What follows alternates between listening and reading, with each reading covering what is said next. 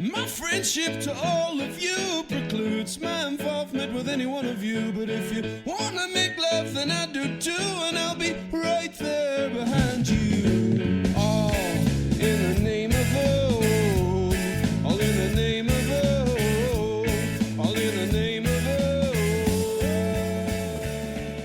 oh. Greetings, constant listeners, and welcome to the Losers Club, a Stephen King podcast presented by the Consequence Podcast Network. I'm Michael Rothman, editor-in-chief and president of Consequence of Sound, and I'm here with my co-hosts, Randall Colburn, the rockin' one, and Mackenzie Gerber. Now, you can hear us pretty well, right? I think so. That's Yes. because we're recording from a studio here in Chicago, Illinois. That wasn't always the case, though. When we started this podcast, we were actually huddled around an old Yeti microphone in Mac's apartment that he doesn't even live in anymore. That's right. And there were not 4 or 3 of us. There were like 6 or 7. So we wanted to go back to our older episodes and make sure that you, constant listener, actually have a good grasp on knowing that this is not how it's always going to sound. You know, it's a very rough quality, and we just happen to have that rough quality over Stephen King's most iconic books. So Yeah, it's rough. But I'd say, for Carrie, Salem's Lot, The Shining, Rage, and The Stand, I believe. Night Shift, too. And Night Shift. Yeah. We recorded those episodes in a very sort of primitive way, doing our best. That was before we got our studio, which makes us sound so lovely. Yeah. But yeah, so you'll notice that the audio quality is going to be a little bit not up to par, but I'd say the content of the conversations are still very, very good. I'm very proud of the analysis we did. You'll notice a few other changes too, like in these early episodes, we talk about everything. Everything. Yeah, we didn't now we stretch our legs a bit. We do separate episodes for the movies, for other things. And for here, we're basically like, let's talk about all the Stephen King news, as well as the book, as well as the films, as well as the plays, as well as everything. So these episodes run long. Well, I mean, a lot of ours do, but these run extra long because we're talking about those things. And you'll also notice that kind of the way that we break down our conversations now is a little bit different. We refine that over time. Yeah. So yeah, you'll notice that it's a little bit rougher, but it's the same quality Losers Club content And that these, you've always wanted. these episodes nearly killed us. The Night Shift episode, I got the flu because we recorded everything. We in one recorded day. for 11 hours straight, Yeah. I think. Two Yeah. episodes back to back covering all 20 stories? All 20 stories And the movies. And the movies. It was exhausting. I think towards the end of the episode, I started fading away. Dan started crying. Dan started crying. I cried in the Shining episode, I believe. Yeah. So yeah, these episodes are special. They're very good episodes. They're very special episodes, but we did want to make sure that you didn't go into this podcast thinking that it's going to sound like this forever. Because obviously, as you could hear from us right now, that's just not the case. Yeah, if you're just popping in to hear like, oh, I love Salem's Lot, I'm going to check out this new podcast. Why does it sound like they're recording underwater? You know, we just never really thought that. I think that, you know, we were testing things out. We were seeing if anybody would even care if we did this podcast. And luckily, a lot of you guys did care, and you listened and supported us and followed us on social media. And so we were able to, you know, beef up the sound, make things sound better, expand our lineup, and refine the way that we do things as it is now. So. Because so much has changed since 2017, not only with us, but the whole world at large. And you're going to hear about all of it as you're journeying through each one of these episodes. So why don't we let you take your bagged lunch and your old warm cup of coffee and enjoy a long, long, long night shift.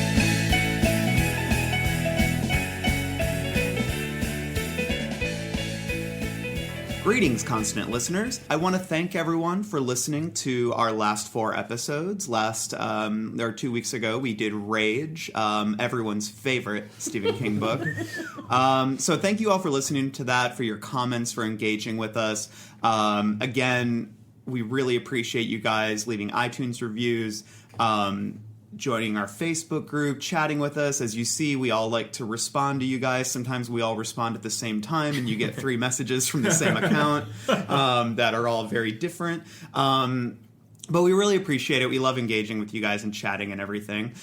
Today, we're going to be talking about Stephen King's first short story collection, Night Shift.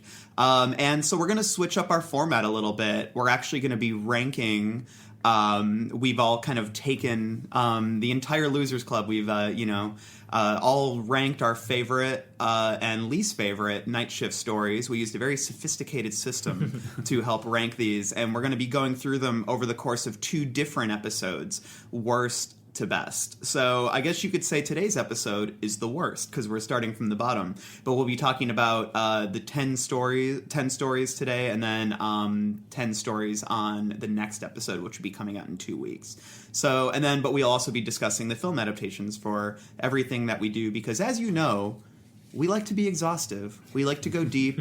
We like to be as comprehensive as possible. That is the goal of this podcast.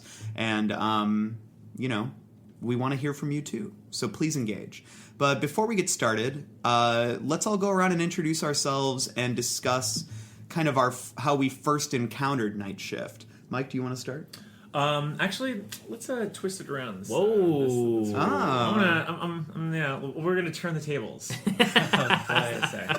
Okay, we'll go with Allison then. Please introduce yourself and. I'm Allison Shoemaker. I'm a staff writer at Consequence of Sound. And I first encountered Night Shift when I was 7 years old. I think I mentioned that on the Rage Last podcast. Rung on the Ladder. Right? Yeah. I have thought about The Last Rung on the Ladder probably like once a month since I was 7. You can blame my parents and lazy teachers for just sending me to the library unsupervised. I also read Neverending Story like 10 times in a row because I thought eventually it would say, and then there was a great sneeze, and Atreyu heard it, and it would be because I sneezed. So that's where I'm at. Awesome. Hi, Dan Caffrey, senior staff writer. I mentioned before how I really started to notice Stephen King when my dad would plow through his books while I was at Little League practice, which always makes me think of Maximum Overdrive in the beginning of the movie. My favorite scene. So I remember him reading Night Shift, and I wasn't really aware at the time that Stephen King wrote short stories. I think I always associate that more with, I guess, quote-unquote literary authors. So it was always interesting to me. I remember the edition he had from the library. I think it was Viking Doubleday, I can't remember, but it just had like a house on the front, like a spooky looking house. It was pretty generic, but the back cover was this black and white photo of Stephen King, and he looked like kind of a hunk, unlike most of his photos. It was an original photo from that era.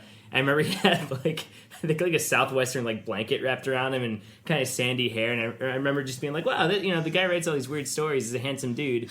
And then I saw later books. I'm not saying he's ugly or anything like that, but I wouldn't call him a hunk though. I don't think. Well, I feel like all his other photos on his books look as if like they caught him right as he's writing a sentence that we would call pound cake or something. Like he's like, yeah, like looking up surprised. And this one he looks very at ease and contemplative and very hunky. Do you think the photo shoot? Do you think it was cold, so he asked for a blanket? Maybe like he's sitting on the porch, like, oh, I'm looking at I don't know what mountains are in Maine.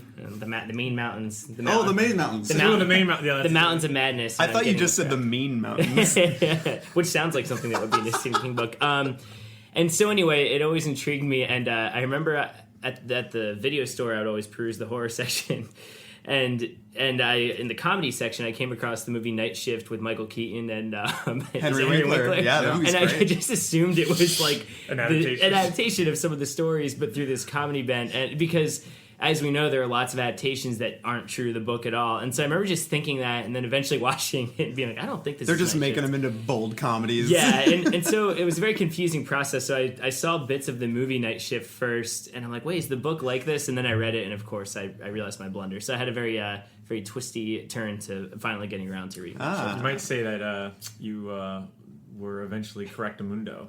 Yeah, a little fun A little slang. Fonzie A reference little there. fun slang. Oh dear, Justin. That's really good. Hi, I'm Justin Gerber. I'm another senior staff writer at Consequence of Sound, also a co-host of Gerber and Gerber. Please check us out on YouTube.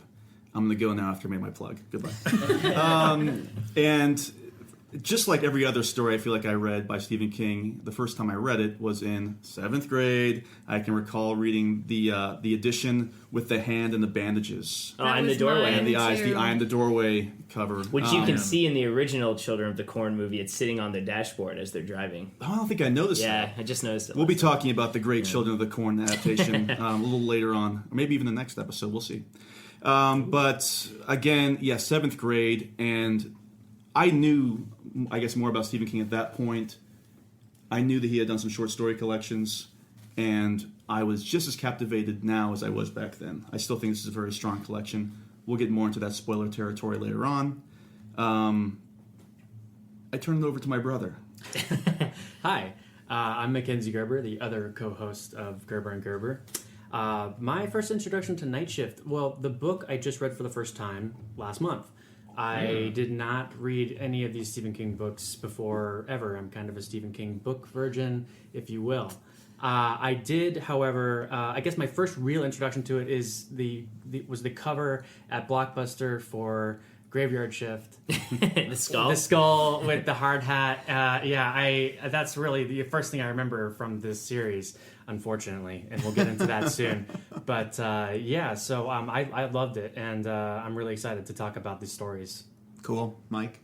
I read this. Who are you? Oh, I'm Mike Rothman. I'm editor-in-chief of Consequence of Sound, and there you go. That's why you wanted to go last? That was No, your big that introduction? was not the reason why I wanted to go last, because I needed to sip some more tea. My Arnold Palmer, which apparently is not the right time of the year to drink. I was told at the coffee shop. I can concur. I was there. Well, hey, it's a little unseasonably warm, am I right, guys? So I think, it is. I Because think of you're climate change. allowed But that.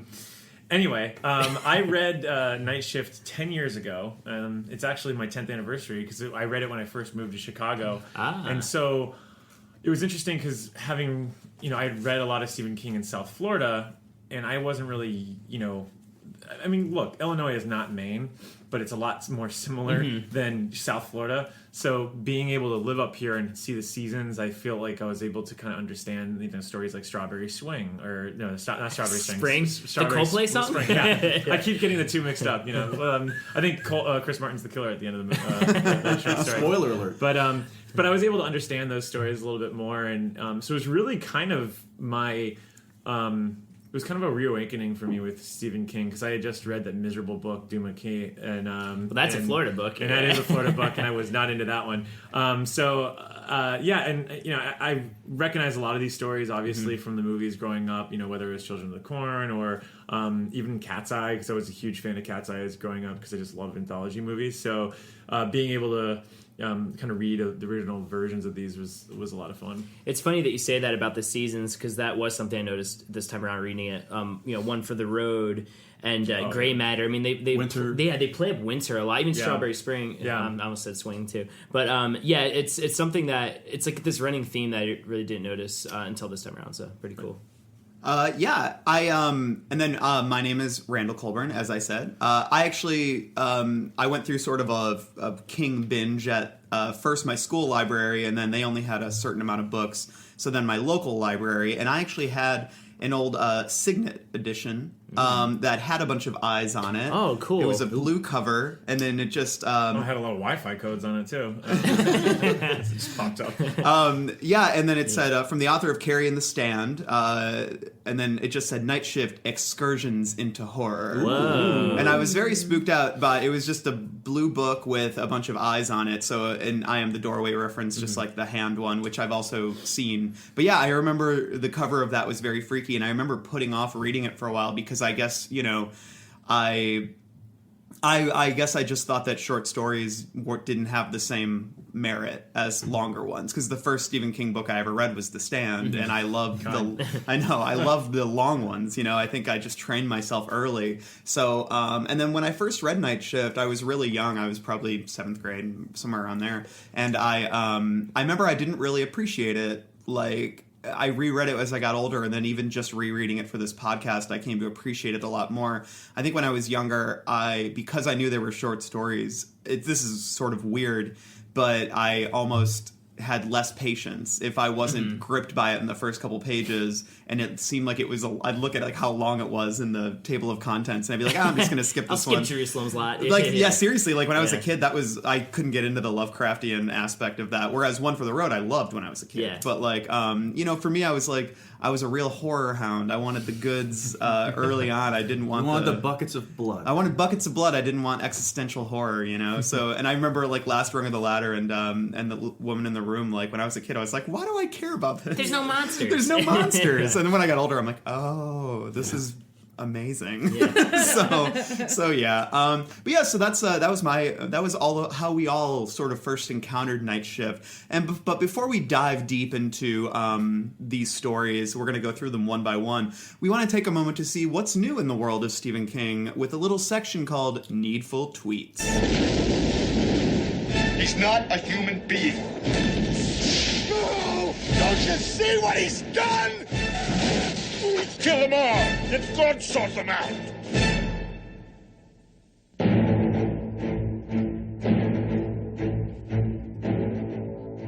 All right. King's been having a Twitter storm these past 2 weeks. We've got more Trump tweets. We've got more announcements. We've got more Molly, the corgi, not the drug. Someone needs to tell him that he's the master of horror and not the social media master.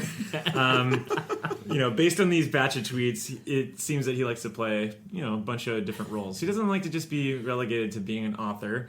For example, on February 21st, he played English professor for a quick minute by tweeting, "Aspiring fiction writer? Cool!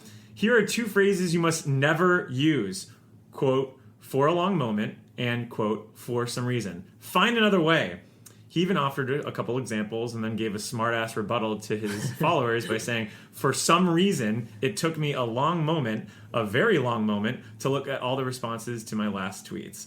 So it's nice that his on-writing persona... Sounds like he just went out looking for a fight. Yeah. Sounds like on Twitter. Yeah, right? That's his follow-up. The following night, he played a TV critic, he's trying to be a little Mr. Alan Sepinwall. Well, Entertainment Weekly callback. He criticized Fox's 24 legacy, saying, "Just not the same without Jack Bauer twisting arms and giving head noogies. And Chloe? This show needs Chloe. Bad." On the same day of which he was playing TV critic, he also turned some heads when he responded to a tweet by Blumhouse, which asked... Blumhouse had tweeted a photo of The Shining, and it said, "What are your top 5 Stephen King joints?" And it had the 2 girls on The Shining, which are not even in the actual book. And Stephen King replied back saying, "Not this one." That's pretty funny. Which is pretty funny, yeah. But it's so funny because it was reported in actual media picked it up. Yeah. Which just shows that his rivalry with this Stanley Kubrick adaptation just will never die. I felt like it was tempered for a while. Like he'd come to accept it, and it's just gotten worse as he's gotten older. He just can't let it go. It's his Russia. It's like the King's It Russia. is his Russia. Yeah. It's his Celebrity Apprentice. Yeah. Oh my god. More aptly. On the nose. On February 23rd, he played Book Agent, adding, "Don Winslow's The Force, coming in June, is mesmerizing, a triumph. Think The Godfather, only with cops. It's that good." And then he even made a callback to his recent writing lesson, writing, "In addition to being compulsively readable, nowhere in Don Winslow's The Force will you find for a long moment or for some reason." Man, that's such a weird thing to get hung up on. I don't know. But then he made a confession. He said, because, look, he's written hundreds of books. Yeah. So he goes, "Confession, I have used for a long moment often. I think we get it from those meaningful glances in the movies. For some reason, never." Okay, that's a challenge. Yeah, that's a challenge. As we reread these, if you see "for some reason," you got to tweet. We actually tweet it to should. him. Oh man, we could screenshot it. Yeah, send it for I think sure. that'd be a fun little game that we could play. Later that day, he played Political Advocate, which a lot of our constant listeners are fans of, writing, "Suppression of the press is fascistic," which, as members of the media, as we all are, we can agree with. Yeah, So, totally. and then I particularly enjoyed his retweet of chubby animals. I didn't know that was a meme online. So he had I guess he tweeted a photo of a tiger that was bloated. Wait, Stephen King retweeted a Chubby Animals account? Yeah. I love him. I know. I didn't know that was a thing. And then on February 26th, he paid tribute to a fallen legend, writing, "Bill Paxton gone? How can that be? Fine actor, fine man. Game over, man. Game over." And I wondered, was Paxton ever involved in a Stephen King production? I don't think so. Not that I can remember. He's done some great horror work. Near Dark. Frailty's basically a Stephen King story. Even the setting. It's in Texas, but it has that very. Castle Rock. Exactly. Yeah, I can see that being in Night Shift. Yeah. Oh, totally. Absolutely. Yeah. Especially with the twist at the end. We should look that up. I feel like Bill Paxton's in so many movies. Man, I just forgot about him dying. That was super sad. Yeah. I know it's pretty awful. Well, you'll be happy to know that on March 1st, he played TV critic again, and he offered his 2 cents on CBS's The Good Wife, writing... Good Fight? Oh, The Good Fight, yeah. Okay. The Good Fight, writing, "It's good to have Diane Lockhart back. By the second episode, I'd stopped missing Alicia. Well, I still miss her a little." I have a question really quick, not to interrupt, but I know Stephen King writes for a living, and so maybe he has like more free time than we all do. But how does he watch all this stuff? Like I feel like he watches everything and listens to everything. Well, he says he only writes 4 hours a day now. Even then, like that seems. I mean, I guess his kids are out of the house, whatever else. But it's just crazy. What does he have to do? He has I don't know, man. He has nothing to do. He shuts his laptop and turns the TV on and just sits at the same spot all day. I guess so, man. But it's just like he cranks out like 2 or 3 books a year. I don't know. I'm in amazement of it. Well, so. speaking of books, Yeah. one major tweet I skipped over was a big announcement of a new Castle Rock book he's written with Richard Chizmar called Gwendy's Button Box, and it hits bookstores as a hardcover this May. Now, Chizmar, which might be Shizmar or I'm going with Chizmar, is best known as the publisher and editor of Cemetery Dance magazine and also nice. the owner of Cemetery Dance Publications, who is publishing the new book. He's also headed up the Stephen King Revisited project, which finds him, like us, going through every one of King's books in order of publication and writing essays and thoughts on the experience. And needless to say, I don't know if I like that. A little competition. Well, he started it first before us, but Doesn't matter. Doesn't matter. None of us have written a book with Stephen King, which is what he did. Well, which maybe is we why will. He put the Maybe we will. You know, it's not. He's not so much revisiting Stephen King, but living Stephen King. So He's the real deal. He's walking the walk. He's walking the walk. Walking the long walk. so to speak. It's like But, John Stamos playing with the Beach Boys. Exactly. That is Yeah. a perfect example. He has like a little drum thing and his smiles at the side. Bongos. Side note: I once saw when the Beach Boys did reunite in 2012. I was doing photography for Consequence of Sound, and I was in the actual press, the photo pit area. And good Lord, does John Stamos look better every year? I swear to God, I mean, he looks better than he did 20 years ago. He's a hunk. I don't know if it's the Greek, yogurt that he has to, that he was promoting that he just eats. I don't think. Anyway, Has John Stamos been in any Stephen King properties? I don't think so. He should have been in. He could have been a good. It's like he's begging to be a greaser in something. Oh, yeah. Why wasn't he in the Christine adaptation? Oh, that would have been good. Or sometimes they come back. Have mercy. He could play. Oh, God. If they did a thing like they did in Needful Things, where it's like a grown-up greaser, like Ace Merrill, he's kind of like a washed-up greaser. Maybe Stamos could do that now, but he's still too good-looking for it. I prefer Stamos to Adam Stork in The Stand. I was going to say. All right, I knew you were bite gonna your say- tongue. We'll talk about that in a We're month going to or get that so. in a second, but Enough. anyway, Enough. so enough.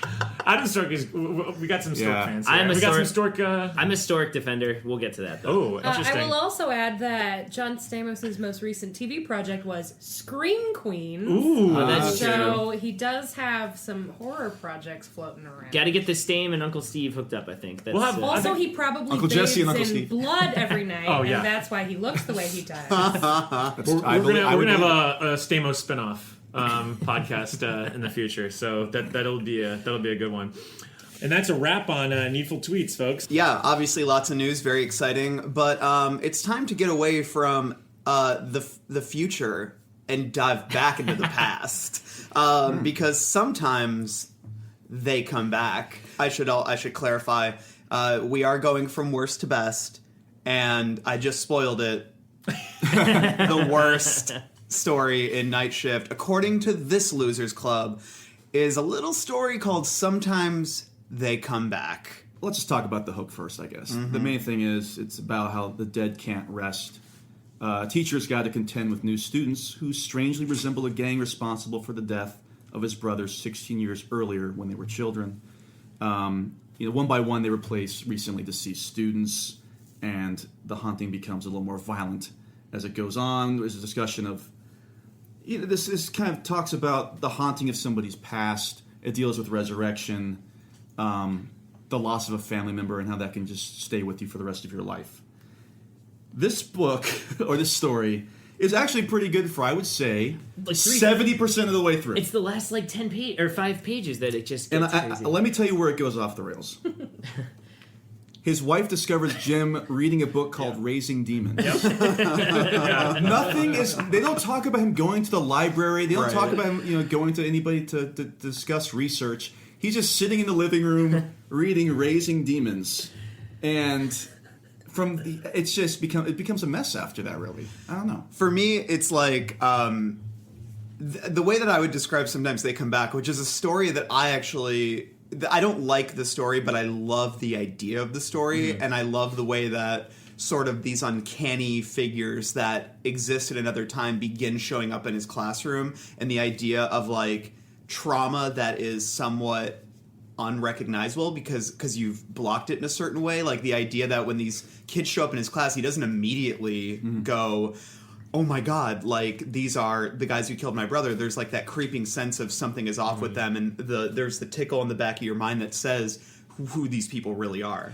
Yeah, I love that. And the thing is, I love the first half of it because you're right there with him where you really don't know if these really are the kids or if he's just kind of losing it and just racked with this like guilt of leaving his brother to die. And I feel like so much of it works, but then the killer is the black magic stuff. I mean, and it kills a couple other stories in this short story collection. Well, something that, first off, I like what you guys said about this idea of trying to block out fear and just trying to convince yourself of something even when you know the truth. And it also, Stephen King was a teacher for a while, and it does really, in a way that Rage doesn't, I think it does capture the kind of horror of teaching high school. Like, because he's, what's that class called? Literature for... But it's like a remedial class. Yeah, it's an introductory literature class. And it captures the stress. I mean, the principal even tells in the beginning how teachers get the most ulcers out of any occupation. So I think that is actually this really palpable fear. And I love all the stuff of the past. I don't even mind the characterization of the greasers. But like Mac was saying, and this is true of the Mangler and certainly of this story, Satanism is treated just so casually. Like, well, I'm just going to go. Like, they do such a good job of having a build up. And then it's like, yeah, I'm just going to go to the library, chop off my fingers, get some blood from a cat I killed randomly. And I don't mind it getting to that point, but it just happened so easily for him that it just tanks the story and it's tonally very jarring. Oh, sorry, you go ahead, Mike. Yeah, I mean, my thing with this is, and this is something that I think you can see a lot in a few of his short stories, is I don't know if he really realized where he was going with this. Like, I think like it's one of those situations where, it's like the blank page thing where you just go and you have like, you maybe have like a little grain or a little seed of like of an idea, and you go with it, and you didn't know whether this could even be where this was going to end up, and then also whether this could be a novella or a novel or a short story. It's because long. I mean, it's 40 pages. It's over 40 pages. It's one of the biggest. I think it's the biggest story in the book. And it feels as if it's like caught in between being a short story or a novella. And even though the way he builds the world, I mean, he talks about the town that he's from, and he talks to the sheriff, and there's a lot of world building in this short story, which is good, but it's also misleading because it's a short story that doesn't ever feel like a short story, and it has like a short story style ending. Because it basically has because it has the conventions of a short story, it feels that it can get away with the idea of having some more of those perfunctory setups where it's just like, oh yeah, the demon book at the end or whatever. And for me, that it just felt like this was a concept that he didn't really necessarily like sit down and try to really kind of smooth out before like just going with it. I felt that way too. And that's also something I think that we'll talk about in the next story on our list. She said with the subtleties. It feels a little bit like maybe it was just the title, or there was just this one little idea, and so we get all of this atmosphere, and it builds and builds and builds and builds, and you're so in it. And imagine you're on this great roller coaster, and then it goes whoop, and there's just like this little tiny dip, and it's done. Yeah, and it just I wish that the young Stephen King had, I don't know, somebody in his life that would go like, nah, not this one. Tabby, where were you? You need another draft of this one. Yeah, absolutely. Yeah, the way that I always describe this story is it's both too short and too long because it just it feels very rushed as it goes along. The way the structure of it, I think is good to a degree, in just the sense that he'll just be like, and I'm in the classroom. Like he pivots scenes without breaks, and it'll just be suddenly he's in the classroom and he's teaching, and suddenly he's at home with his wife, and suddenly he's doing this, and it moves at a fast pace, but at the same time it feels underdeveloped, while also, but then you get the world building, which makes it feel overdeveloped, but then they barely lead into the fact that he pulls upon a satanic ritual to combat these guys. It's like it's both rushed and languid at the same time. That's a good point, because I remember when his wife gets killed, that it's so rushed, which I also hate that she gets killed, because she's like so sympathetic, and it's just, I feel like they could get to where they need to without that. But there's this part in the hospital where he goes to the hospital and he sees one of them, I think David, One of the greasers, as the orderly, and he has blood on him, and I'm like, wait, so it's implied that she... All right, so they probably ran her off the road, right? Or did they kill her in a cab? I can't even remember. But is it implied that he was at the hospital and like offed her there? It's so confusing. I don't know. Or is it just it's vague because then they prank phone call him. Yeah, it's should be laughing, weird, but yeah. they prank phone call him and pretty much say that she exploded like a pigeon getting shot. So it seems like she was shot her. killed. Yeah, who knows? And see, I like what you just said. The idea of pranking. If I wish that, but I wish that it had eased into like the actual carnage more, and they played with the idea that these guys are bullies. You know, I love the way King writes bullies. I love that greasers are always bullies. Yeah, it's great. I love that. Because I think that's from him growing up. But it's like I wanted to see them more. I mean, you did a little bit, and I always like how Chip, who's sort of the bully initially is then like these guys are too crazy for me, you know. But I wanted to see more of the sense that these are jerks rather than psychopaths, because I think that plays into the ideas that you were saying, Dan, about the anxieties of teaching. And I think King taught for a while, and so I think that he was drawing, he probably wrote this when he was teaching, because he wrote a lot of these when he was in his 20s and when he was younger, and this does feel like a story that a young person wrote. It just feels, I just wanted to see more, I don't know, I didn't want them to be so evil right away. Another big problem, this kind of goes back to what you were saying, Dan, about how you don't like the fact that his wife gets killed, because she's very sympathetic. And I usually love grim in my horror or even films. I love the ending of the adaptation of The Mist, for example. I know that's very polarizing. But this is so grim. He loses his wife. He loses fingers. He loses his mind, essentially, especially by the end. And then he brings back a demon that's not quite his brother. And then at the end, the dead demon, not brother, says, I'll be back for you later. It's just nasty. It's just like, what is this? Such a nasty story. It comes off as if, like, at that point, he, when you start playing Tetris, or you play a game of Tetris, and you pretty much just like absolutely fumbled the whole goddamn level. Just start stacking up, and you're like, ugh, and you still are like kind of like desperately trying to put bricks over the other side, even though in your head you're just like, just let it go, make a hole again or whatever. I feel like the ending of this book is a lot like that, where he's just like, and then the demon followed him. But then it's like it's not bad enough that he has the fingers and his wife dead wife, but there's a bad demon that's gonna follow him around forever. Isn't that crazy? They come back. Like it's just. This is a garbage story. So here's a question. Were there any, let's venture into the cemetery, were there any moments that were actually scary in this? One of the scariest moments for me was when he finds out that the girl from his class has been killed. Yeah. And just the way that they describe that about her maybe jumping or being pushed off of the roof, and then they maybe saw some kids running. It was just very vivid and very real, and that was when the story was still good to me, because you're wondering, well, maybe she did just commit suicide, maybe this is in his head and he's just like projecting all of this stuff, but it really creeped me out.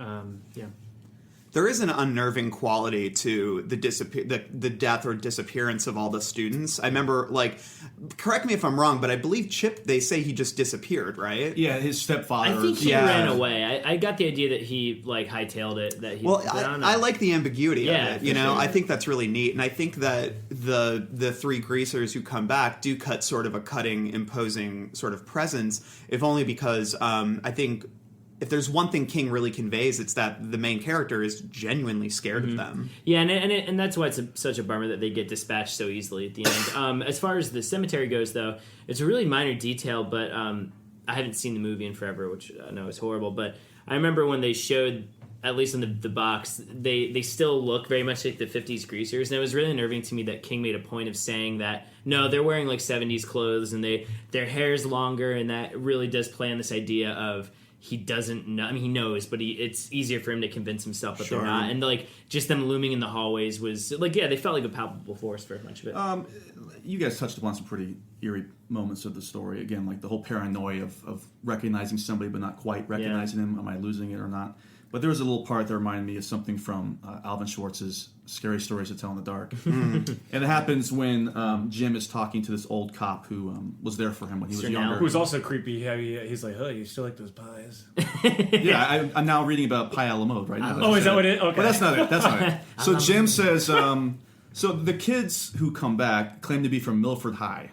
So Jim, this is the following exchange. There is one more thing. Is there a Milford High in Stratford? Not that I know of. Well, that's what only thing name of Milford around here is Milford Cemetery. Out on the Ash Heights Road, and no one ever graduated from there. Dun, dun, dun, Very Scooby-Doo-ish. I like that. That was fun. Little like Pee Wee Herman, Pee Wee's Big Adventure was like, oh, Large Marge. Like, yeah, it was very Large Marge. Cuts to a photo. I did think like the dreamy stuff that he had was really well written. Yeah. Like there's one passage that's on page 232 of the Anchor Books version, where he starts going back to his brother and like the whole scene that happened. And this is obviously something an incident that plays around in his head and it's just like, the demons that haunt him. And King writes, in the dream, the overpass loomed closer and closer, and you began to feel dread struggling in your throat like a big black bird. You saw everything, the Buret's neon sign, just starting to stutter on and off, the flakes of rust on the green overpass, the glitter of broken glass in the cinders of the railroad bed, a broken bike rim in the gutter. And it's just that those like little images, those snapshots, things. He's so good at doing that. Mm-hmm. And even in his like the drabbiest sort of like stories, he still has those nuggets of just like, damn it, this is why we love him. And even I think like even though this is an unpopular ending, I found myself genuinely pretty freaked out because I like the idea that his brother, the demon manifests as his brother and that to dispatch these guys. I also love the moment where, and I think this is because I actually watched the movie before I reread the story, and the ending of the movie, which we'll talk about later, though, is very sentimental, and it's when the brother comes back, it is his brother, and it's sort of a reconciliation moment. I like in the book, though, that what he summoned back isn't really his brother, and the fact that, he has that moment where his dead brother, like this innocent version of his young murdered brother looks at him, and instead of like a sweet moment of reconciliation, the face transforms into something demonic. That to me is really kind of scary, especially, and it ties into the themes he played with in Pet Sematary, the idea that if you're bringing something back from the dead, it's going to be warped, it's going to be different somehow in ways that are somewhat sinister. You need to let things that are dead stay dead, but hey, sometimes they come back, am I right? Hey. There's one more very important thing I have to point out, too. Yeah. King identifies, I believe one of the greasers' names, David Garcia, as having Negroid lips. That's he says that at least, he uses that same phrase in Trucks, and he uses it in a couple others. It's used in past books. Where he gets it from is from H.P. Lovecraft, who was a raging racist and would, and I don't... Look, different time period. I don't. Yeah, I'm just saying. It's important to acknowledge. No, absolutely. These things in the past and how dated they've become. Exactly, obviously. And I'm not. Of course, we should not use that word. But on top of being obviously pretty racist, I wonder if he got it from Lovecraft, because anytime Lovecraft describes a fish monster or something, and with Lovecraft the intention was very sinister. Not sinister, you know what I mean? Racist. He describes his Negroid lips, and that did come up, and also too because I think there's a black guy in Trucks, and we'll talk about that. We'll get to him, But a good eye. So now we're going to go from one of the longest stories in Night Shift to one of the shortest stories, a little story called The Lawnmower Man. Terrible title, am I right? just really awful. So the Lawnmower Man has what seems like a really thoughtful, smart hook, which is that a mundane, everyday tragedy in the event of having one's lawn mowed, a dog chasing a cat into a lawnmower, so horrifies a man's family that he stops taking care of his lawn. When he finally decides to turn that meadow into a yard again, he winds up in Bacchanalia, essentially. Naturally. What a great story. As one does. And I have a feeling that for a few minutes here, we're about to talk a lot of shit about the Lawnmower Man. But when I sat down to reread this, I went back to my little 7-year-old brain and tried to write down all the things I remembered really vividly. And that final image before he ends up in the bird bath, I remember it. It's like I saw a film adaptation of it that doesn't actually exist. Yeah. I could see it in my head from when I was a teeny tiny child. Before we do trash the Lawnmower Man, I'm going to defend the Lawnmower Man a little I bit. really kind of like it. Where you can, it's not you can't. So you can't say like, well, the great short stories of all time. It's right up there. Yeah. Lawnmower Man, A Good Man is Hard to Find, An Occurrence at Owl Creek Bridge. Like this is not. It's not that kind of story. And yet there's something about it that really still kind of works. I think it. So yeah, as you said, what is slowly revealed is that it's not just this creepy lawnmower man who likes to eat grass behind his self-mowing mower while naked.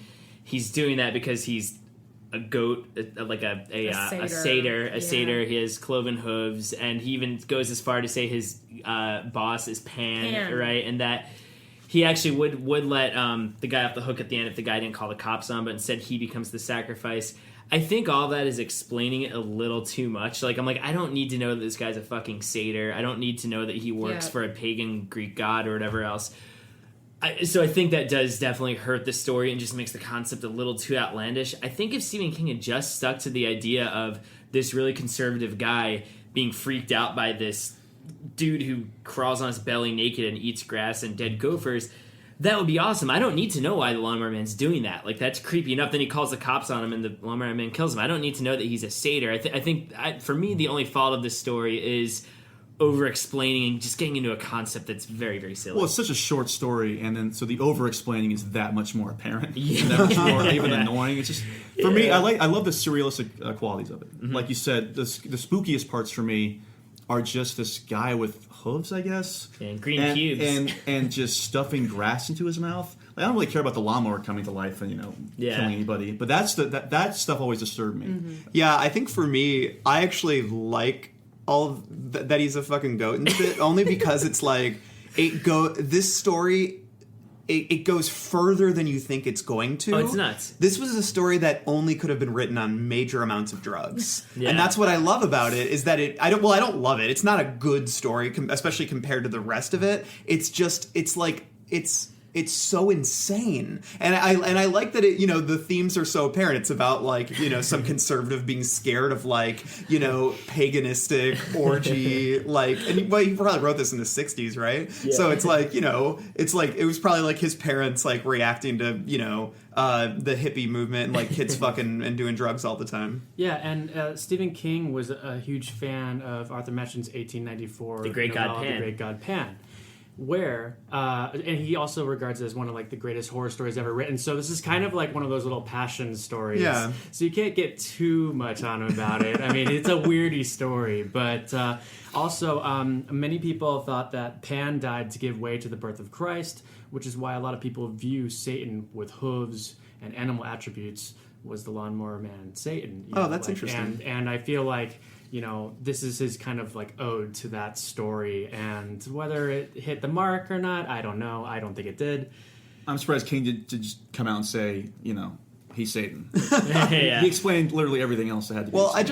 It's why a lawnmower man? I guess it's how did this? Because nature. How did this? I guess maybe it's this idea of Pan. How did it how did he connect these two things? Well, not to get too English majory, no, please but do. To me it feels like a combination of looking at mythology and then actual pastoral, right? So pastoral writing. That's interesting. And yeah. by combining them into this weird, also fascination with sentient machinery, powerful sentient machinery. Which is a big thing in Night Shift with right? a lot, It's about sex and about being willing to open yourself up to these primal experiences. Yeah. But it's also horrifying. I don't think that we're supposed to view the Lawnmower Man as a positive figure, but I also don't think he's Satan, right? He's a slave, essentially. Yeah. No, absolutely. Well, and do you guys think it's weird? Is part of why it's jarring for you is that, okay, he's a satyr and whatever else. And like I said, I don't think he's wholly evil because if, the only reason the main dude gets killed is because he calls the cops on him.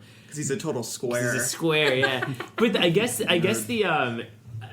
guess like maybe the jarring thing is that, okay, he's this mythical creature, but he's still, even once he talks offhand and you see his hooves, he's still talking like a Maine mook, like, oh, hey buddy, blah, blah, blah. And that's like kind of weird. He's still very much a lawnmower man. Well, they also reference him being a sort of archetypal working class, sweat of his brow man that Harold, is that his name? Yeah. Finds intimidating and kind of affronting. There's that reference to him intentionally deepening his voice when he's speaking to him and talking about the lawn because somehow he's intimidated by like construction workers. Manliness. Doesn't he say something like, oh, he's the type of guy who would borrow $5 from you then stick it to your wife or something? Yeah. You're just like, yeah. oh, okay, yeah. And there's also this undercurrent, and this is one of the rare stories in this book where we're going to get to have a little pound cake section. Where this grass cake. Yeah. Repeated subtle fetishization of his daughter and her skimpy sweaters and her crush on the lawnmower boy and going to the passion pits. And then they talk about his wife's girdle, her Playtex girdle, and her buck teeth. Well, one of King's favorite things to do, in which I've becoming a noted scholar in this pound cake section, is he loves to parallel people, whether in sexual, sort of experiences with like animals. Yeah. And like for example, like he says on 310 again with the Anchor Books edition, he says, after a week of listening to his wife moan and gobble in the next bed, and like I'm reading The Stand right now, and he uses the gobbling again with when he's talking about how Larry like meets up with a woman that like turns out to be someone that really where they mix music. Like milk and vodka. That one. Yeah. And Jesus, how the hell do you remember that? I'm not even reading the book right now. It's like the smallest little detail, but it is true. Yeah, he did the milk and vodka in there. But it's that animalistic quality of like of referring to it, and there's a lot of it in another story that's way down the list on this. But it's very like off-putting, and I don't know. It's odd. It's like it comes from a really weird place, and I still don't understand where he's going with that. Well, so many of the characters, and even in some of the really good stories in Night Shift, I mean, there is like an ugliness to pretty much all of them. Even like the good guys, like in The Ledge, I mean, he's kind of a scumbag, even the main dude. And when you think about it, I mean, he treats it. Everyone just has a very ugly, passive-aggressive worldview, I feel like, even the most sympathetic characters. So I think this is one of the worst stories I've ever read in my entire life. There's not even anything really to glean from it in terms of like, because it's not, you can't even like make a class thing, because it's not like this guy's both like, they're both from like, because you could have it like be like this fear of like hiring like outside help and this guy coming in, but there's not even that, because the guy's like also just like, he's kind of like a lower class guy. Yeah, also. He likes drinking beer, like, watching baseball. So it's not. I just don't really. It just seems like exactly what Randall was saying. Like, it is such a drug induced like bullshit story that like I mean I remember I read it 10 years ago, and I remember flipping to the page of this, and just like on the reread now, like a few weeks back, and just being like, oh. I'll just say, I mean, there's honestly not a whole lot to say because King spells it all out for us in the 10, 12 pages it takes to write it. But I will say, it's very original. Well, for better or worse, it's an original story. I guess what I find, I'll say that. what I find interesting is a lot of these stories in Night Shift. Many of them were published in Cavalier magazine, which was a stroke book. Yeah, it was an adult magazine, like a trashier Playboy, and so I almost feel like this story is so like base is the word I'm going to use. Like, it seems like a good fit. Like, it's a story you'd read in between jerking off. Sorry. While you're waiting to recuperate? Yeah, like in between. Like, I got 10 minutes to recuperate. When you like the lawnmower man. This, by the way, is not the female masturbation experience. I just feel like It's graveyard ex-wife shift, obviously. covers their mother. Well, with the way he kind of like looks over his daughter or his wife, it's kind of, it would be a really good fodder for Trump. One of the things that I find so frustrating about this, not in a way that's not dissimilar from Sometimes They Come Back, is that I think there are these little seeds of what could actually be a really good story. Oh, totally. Like the first sentence is, in previous years, Harold Parquet had always taken pride in his lawn. Yeah. And it's this, you immediately have this image of pristine suburbia, and yet somehow there's this house that's gone to seed, and you don't know why. And then that's almost immediately followed up by the cat being chased into the mower, and then the daughter pukes a lapful of cherry Kool-Aid Yeah, that's good. into her own lap, and then goes inside to change, even though she's crying over the cat, because she has a crush on the boy who mows the lawn, so she has to still look good. So she's sobbing over the mangled guts of a cat, but making sure that her ass looks right. Yeah, that's it's fun. There's all of that stuff I think is really interesting, and then with the over-explaining and the by Cersei, Yes. it Like, just goes right off the rails. Seriously, I forgot about that. It's a nut bar story made by a nut bar writer who is at his nut bar most. Yes. I just Also, he's drinking Coors Light. yeah. Why? Coors No, Lights suck. no. It is worse. Well, that's our thoughts on the lawnmower. Which clearly could have been number 20 for us based on how negative we were. I think I upvoted it pretty hard. Yeah, that's- because yeah. Sorry, I guys. think Dan was the true outlier. that It affected was a little this, bit higher ranking. on mine, I think, too. But well, then let's move on to the next one. This is another very short story that is also kind of underdeveloped and but interesting, and that's a story called Battleground.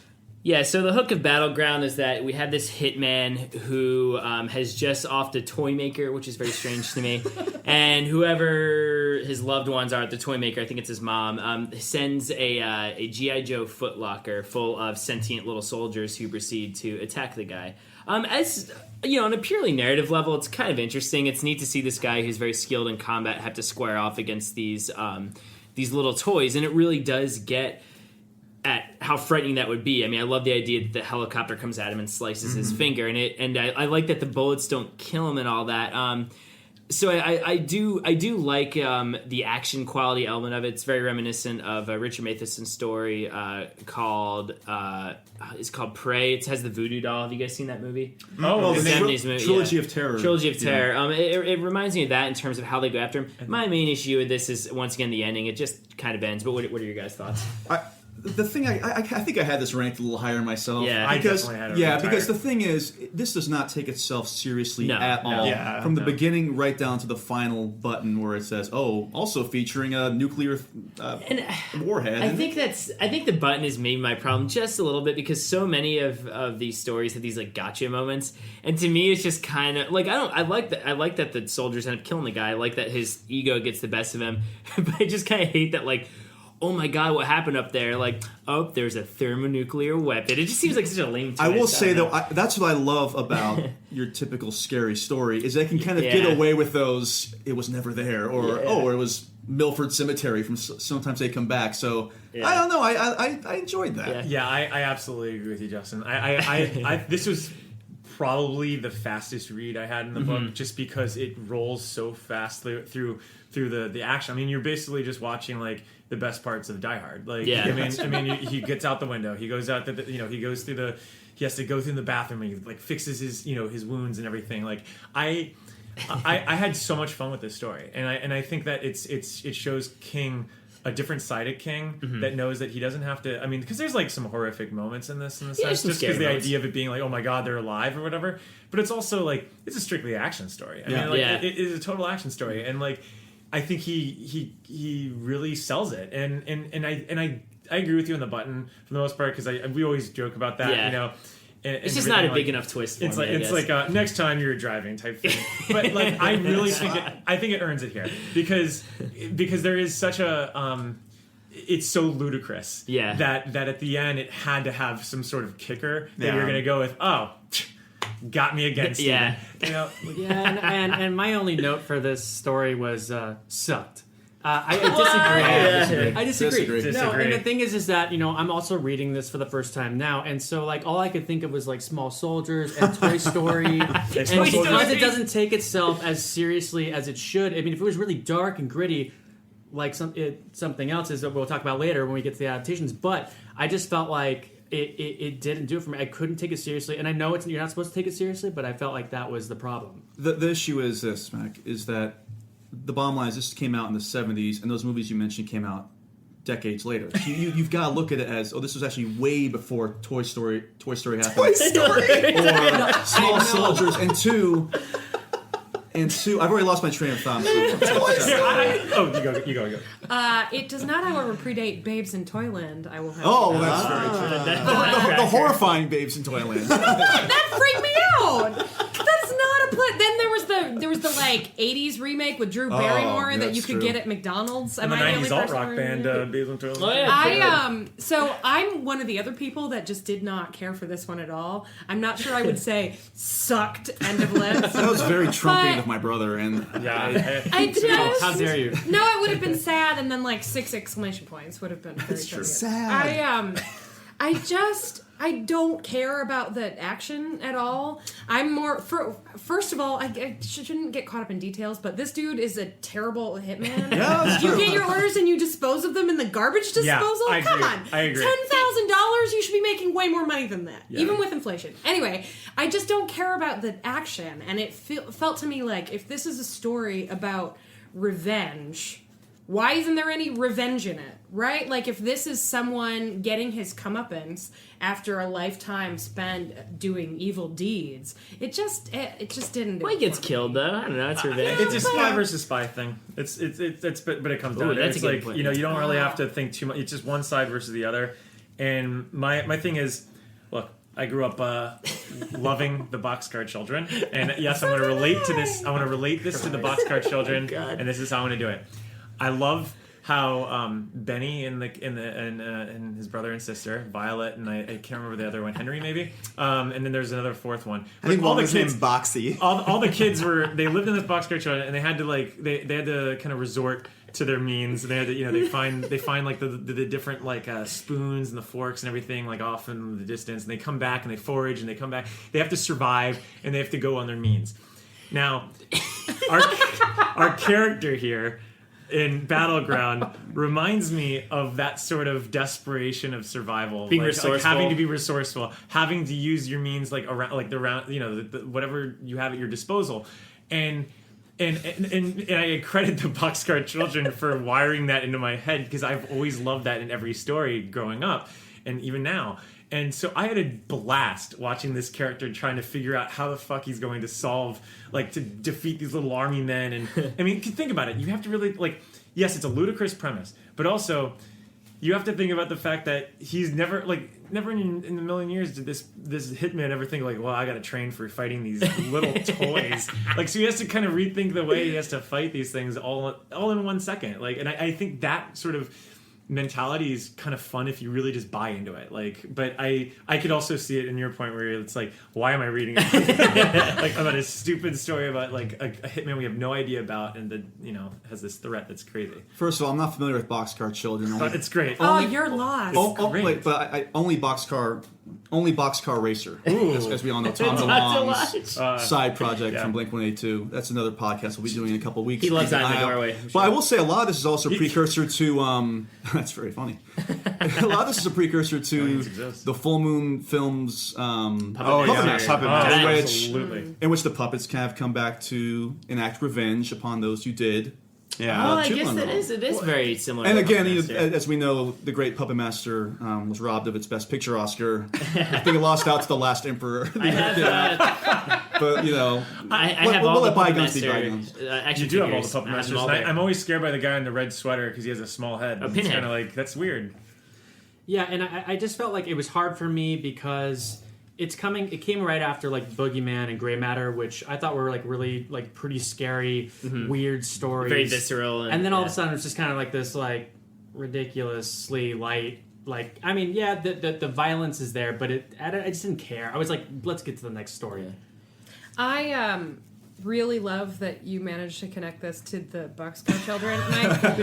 And I will say that as a person who also loved the Boxcar Children growing up, if he had had a fridge made out of stone behind a waterfall, I would have absolutely loved this story. Oh my god, I totally forgot about the I resource. love the That fridge. is so good. I love the fridge. One little fun detail about the story. First off, I do like that they passed them the sheet of paper that says surrender, because we always talk about this with Halloween, like, oh, we love imagining Michael Myers like cutting out the holes in the sheets. Like, I love the get these little guys like surrender, talking like the underpants gnomes on South Park. Probably like a general like left, right, left. For each You know, when he's holding like a crayon or something like that. But like, what would have happened if he surrendered? Like, are they gonna like march him to like the To The Hague. They get on a battleship, like from the game Battleship. So and they cross the ocean. something about his response where he writes nuts, that was a real battle response. I should have pulled up the exact war. I think it was something in Germany where they asked the Germans to surrender, and they actually wrote that and they showed it. So it's kind of a cool little history thing. But I love the idea of these, like, this crown that's big. There are like three guys like manning up. I think like I think in terms of what's actually, in terms of the cemetery and what we find actually scary here, there's not a lot, I'd say, because it's more of an action story, like you're saying, and it's fun. Although I think that me personally, and we touched on with like the Puppet Master movies, and you know, if you even look at like, if you look at like other movies where puppets are toys, that's a running theme in horror, is the idea, like, you know, I think of one of the scariest parts of Tales from the Hood for me is like when all the little dolls come to life and like murder the guy. There's something really kind of scary about like a bunch of tiny things together slowly tearing you down. And to that point, it's scarier even when you don't know how they're going to be stopped. Yeah. Because for all intents and purposes, there's no way that they could stop, because they're not alive. They're not alive. Although the one does leave that little purple smudge on the wall. Yeah, so that's like, are they like bloody? I don't know. I didn't actually make this connection till right now, but one of the things I was really terrified of as a child was the beginning of the Nutcracker. When I don't know, did your parents make any of you go to the ballet? Yeah, I've seen it. Well, like where the Nutcracker becomes big, like it's small, and then the rats also become, and eventually you realize, oh well, she shrunk. It's not that they got bigger, but the rats with the knives and the Nutcracker and everything. All of a sudden, you're in this horrorscape. It's all mixed up with like heffalumps and woozles in my head, and the idea that these items of innocence could somehow turn on you and become horrifying is really upsetting. And I wonder, like, it's just maybe because he's a grown up, and it just seems like he should be able to just like stomp on them kill all. them really hard, and then everything would be solved. Put them in the microwave. This is a really... I never thought we'd have this much to say about Battleground. And I'd never thought the Boxcar Children would make an appearance, but I'm really glad they did. How about Boxcar Racer? Oh boy. Hey, Tom DeLonge has just got honored by UFO Society for his top researcher for his work. Well, I don't think 18 is a bad slot for Battleground. It's not bad, you know. It's a great collection of stories. They're not all going to be number one. Even though Battleground maybe should be number one. And then I'd say another story that we'd probably say isn't number one is a story called The Mangler. At number 17. Oh, The Mangler. So this, for me, was another one. This follows a police detective who is investigating a string of accidents where an industrial laundry press is involved. So scary. No, however, I will say this for me was just like Sometimes They Come Back, where I felt like the first half was actually pretty scary. Yep. Ultimately, he slowly realizes that they're not coincidences, that the machine is in fact possessed by a demon. He discovers that a combination of deadly nightshade, the blood of a virgin, and a live bat are the cause of the black magic. Once again, the black magic. So funny. So easy, A running so theme easy. of these Virgin not so blood. good stories. After his friend Mark attempts to exorcise the demon, they actually do more harm than good. The demon is released. He chases them around through the streets, and it's like a really ridiculous ending. However, I felt like the first half of this was really good, when it was just kind of like, we don't know why this is happening, but these people are getting caught and killed by this machine. There's a story that his friend, who was it? Roger Martin tells a story about this kid who gets trapped in an icebox. And they just thought like it inherently trapped him because it wanted to or something. And it was just, there's kind of this fear. And I remember being a kid and having this unnatural fear of inanimate objects, maybe having a presence or alive or a haunted to them. You know what's great about this story is that it reminds me of O.J. Simpson's my God. cameo in his appearances in the Naked Gun films, and specifically. Wait, how Norberg? so? Yeah. Wait, how so? It reminds me of tell. Norberg when you know how he just always manages to just step and fall into love the it, yeah. right thing. That is literally the exact conceit for why this thing exists. Yeah, that's it's kind like, of well, there's blood, virgin blood, and these bat, other things. yeah. Like, I mean, it's like the fact that he over-explained it to that level was where I just took the book and I threw it. I was just like, you're kidding me. Like, this is a joke. Needless to say, things don't turn out well for our intrepid detective. Norberg. slash exorcist. Or for I Norberg, guess, yeah. in, Norberg, in yeah. real life or in the film. But I just to say, I think if he had just gone the route and asked good old Jim Norman from Sometimes They Come Back for his book Raising Demons, Yeah, exactly. this could have had a whole different outcome. You know, you cut off a finger, you get a cat. The end of the laundry machine. Well, I think it has that exact same problem as Sometimes They Come Back. Although I will say, I do like the final image of like this laundry press somehow walking down the street because it's implied that the machine is actually it pulls itself out at which the is end, so yeah. crazy. It's good to me, but Yeah. it's that thing again of. You know, I love the idea of this laundry or was ironing press, whatever it is, flat iron press that is killing people. I don't need to know that it's possessed by an actual demon. I mean, that's the thing again. Like, I love it if it's these two cops just figuring out if this thing is actually a sentient being, and then it breaks apart and chases them. Like, I that is wacky enough and good enough for me without all the voodoo shit, or not voodoo, but Satanism. I mean, the basic idea, and even that last image of them hearing the press Oh, it's great, marching yeah. down the street, it's very Books of Blood, Clive Barker. Yeah. And I liked that. But again, that last, maybe half or last quarter is just, Yeah. here Well- we go again with the black magic, you know? And it's funny because like I found myself weirdly defending this story last night. I was out with a friend and we were talking about Night Shift, and he goes, "Is that the one with the mangler in it?" And I'm Yeah. like, "Yeah." And he goes, you know, you look at Salem's Lot, that's a town that is haunted by things. You know, Yeah. he's like, you look at The Stand, and that's a plague. It's a world, yeah. These are things you can't avoid. Why not just not go into the laundromat anymore? And I was like, it's- I said, I go, it's not well, even- it pulls itself out of the ground. Well, it's not even a washing machine. It's like this, like I've never even seen one in real life. I don't think like a laundry press. Like I'm not going to use one of those things. Yeah.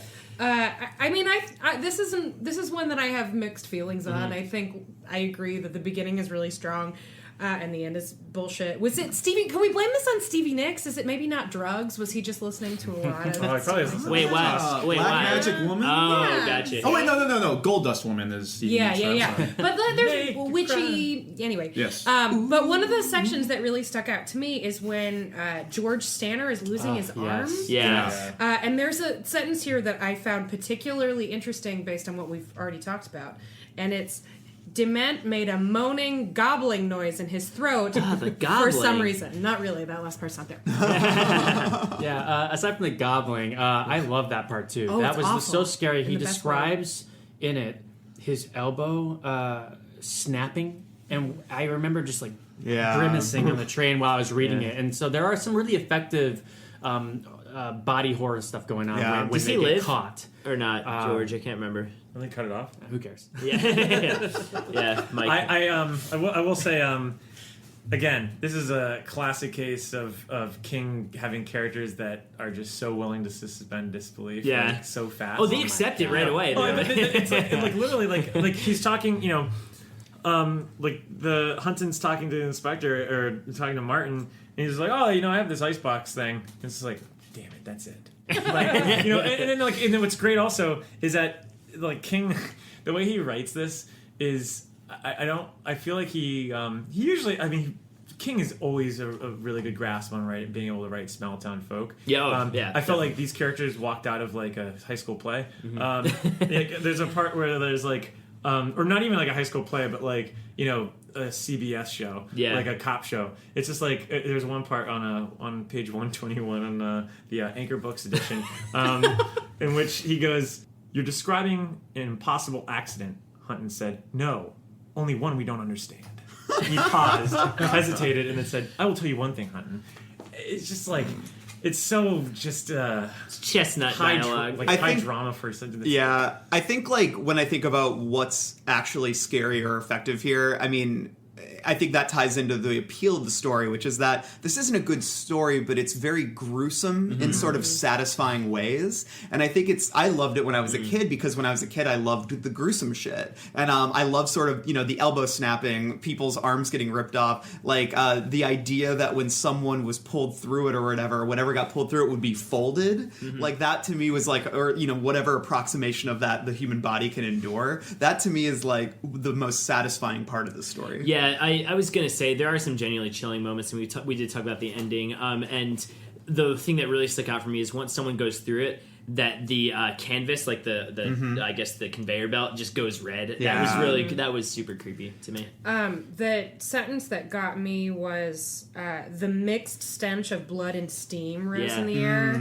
He's really good with smells in general, but that one, because you can kind of see it, and then you can hear it because the steam. It's just an incredibly evocative sentence. I think what would made this story better also is if one of the policemen investigating this was our old friend Bill Hodges from Mercedes.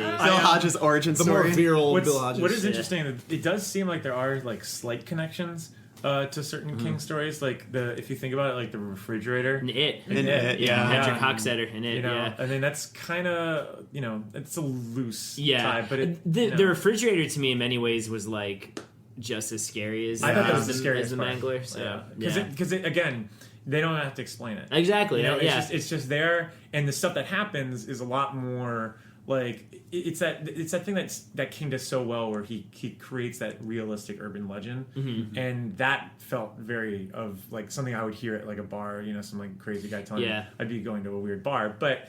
Time out. Yeah, time out. Or right. I go to L&L over here in Chicago. Yeah. Guy, let me tell you about this icebox. Any other thoughts on the Mangler? I only wish they had made 3 movies about it. God. Oh wait, they did, and we'll be talking about those in a future episode.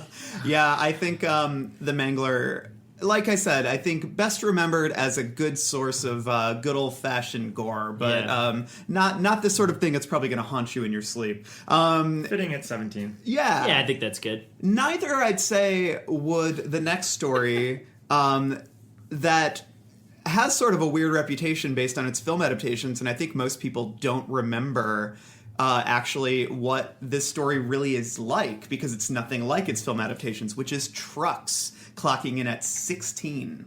Yeah, and I think with Trucks, it has very...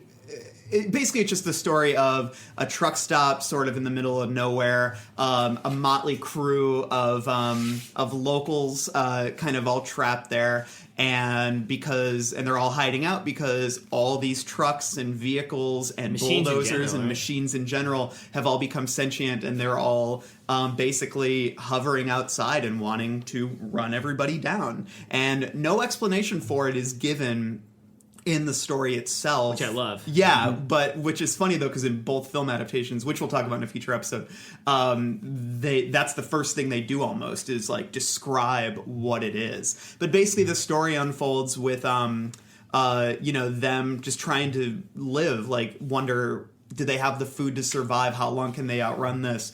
They need to get fresh water. Then the question of, they'll just run out of gas. But then the trucks start beeping in Morse code, basically saying, give us gas or we'll kill you. And then in sort of the most bizarre choice, I mean, I don't know. I guess that raises an interesting question of like, because there's like no way that they would survive because the trucks can easily destroy it. So it's sort of a question of, well, do you die so they'll die off, or do you just go give them gas so you can survive? And they go to give them gas. And the story ends with them just pumping gas into all of these trucks in an endless line, which is pretty eerie to me, honestly. Yeah, no, I felt like this one worked for me on a lot of levels. I did feel kind of frightened for the most part throughout. And was it all machines in this version? Or was it just the because trucks? it's all machines. They Because hint at it. it's funny because the Maximum Overdrive you see, I mean, it's everything from like bicycles to pinball machines. But he does see the airplane at the end, and he but wonders then- if there's that's people. why- Yeah, he wonders. Yeah, That's why I thought was creepy. The ending was creepy, was because up until then, I just think that they thought that it was just the trucks. But like Yeah. he starts wondering, like, well, what's next? Like, what other machines will be taken, kind of thing. Yeah, because I mean, like King does a really good job unwrapping this world, and there's a part where they talk about how Greyhound bus, that's new, like that's something that's new, and I think to that, like that unwrapping is still going on at the end. Like they still don't have a grasp on really how far this goes. Yeah, well, and I mentioned this briefly before, but there are several stories in Night Shift, Night Surf, Gray Matter, even at the end, even One for the Road, arguably, where it's sort of characters wondering about how the apocalypse is unfolding. Night Surf, they're already kind of in it, but I do love at the end of this and Gray Matter, which we'll talk about later, this idea of just like speculating, like, okay, like him doing the math, him going, okay, I can pump the gas,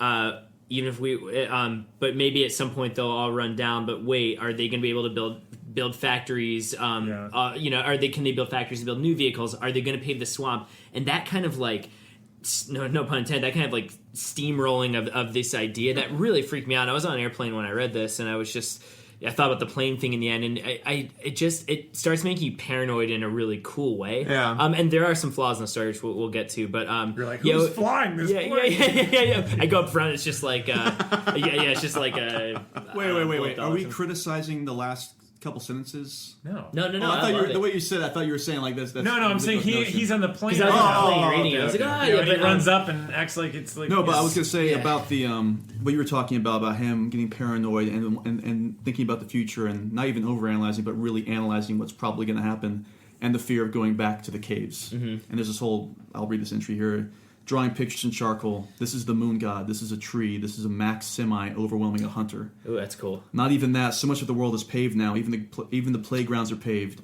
And for the fields and marshes and deep woods, there are tanks, half-tracks, flatbeds equipped with lasers, macers, heat-seeking radar. Little by little, they can make it into the world they want. I can see great convoys of trucks filling the swamp with sand, the bulldozers ripping through the national parks and wildlands, grading the earth flat, stamping it into one great flat plain, and then the hot top trucks arriving. Like, none of this is found in the adaptations. I don't want to talk about that now, but this is this real grim forecast, you know? I think part of what works about it is that it's very similar to science fiction obsessions with AI, where we create our own destroyers, where somehow we create a world perfectly suited to the very thing that will end us through our own ambition or ego or lack of care. Which I think is what works about a story called Trucks. And I had this professor in college who used to talk about degree of difficulty, that part of the reason that Samuel Beckett is so hard to do on stage is because the target is so tiny, whereas Neil Simon is pretty easy to do on stage and the target is huge because all you have to do is get sort of in the area. And I feel like Stephen King said, I'm going to write a story called Trucks. And so the target is so tiny. So the flaws in the story stand out because to make it work, he had to balance things perfectly. But when it works, my God, it's really great.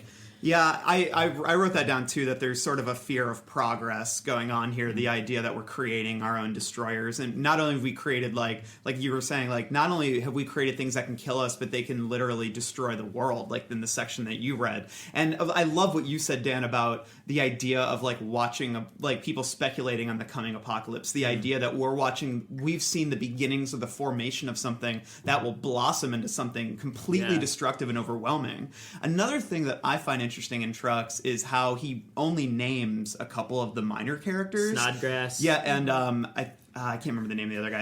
I think the young couple. Yeah, he names Jerry, but it's but nobody else is named, which I think is very telling because it sort of already points to the idea that there is a loss of identity going on. There's a loss of humanity because we don't name cars. And those are the two characters that die too. Yep. Yeah. Which I didn't realize. Speaking of which, that the way Snodgrass dies is one of the most haunting parts of the whole damn book. Like, I mean, that whole thing when they wake up in the middle of the night. Oh yeah. And it's like they hear him.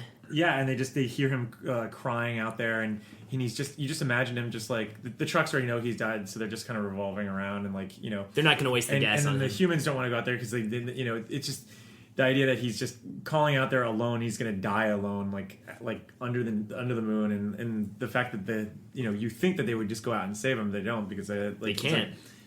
He holds back, and the way he describes that is some great writing. And you go for it.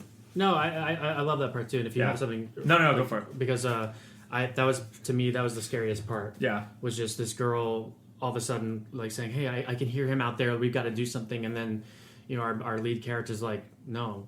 Because if we do, it could be your boyfriend that goes Yeah. out there and you put it at risk, and they just kind of have to sit there and listen to it. And it's really creepy. My biggest problem with the story is how I feel no connection to any of the characters. They all feel kind of like lifeless to me. But then, you know, the more I talk about it, and the idea that they don't have names, and that there is sort of the sense of a loss of identity happening, and in the end, the trucks view humans the same way we view cars, where these are vessels for us to use for our own means. Like, once the trucks become sentient, it's like they're like, okay, you're gonna pump gas for us now. You are not a human. You do not have a name. That's sort of the like, we are more powerful than you, and that to me is very interesting. And it also you know, I think the whole story too, King's always sort of had an interest in cars. You know, there's from a Buick, there's Christine, and I think this might have been the beginning of his you know, his obsession there.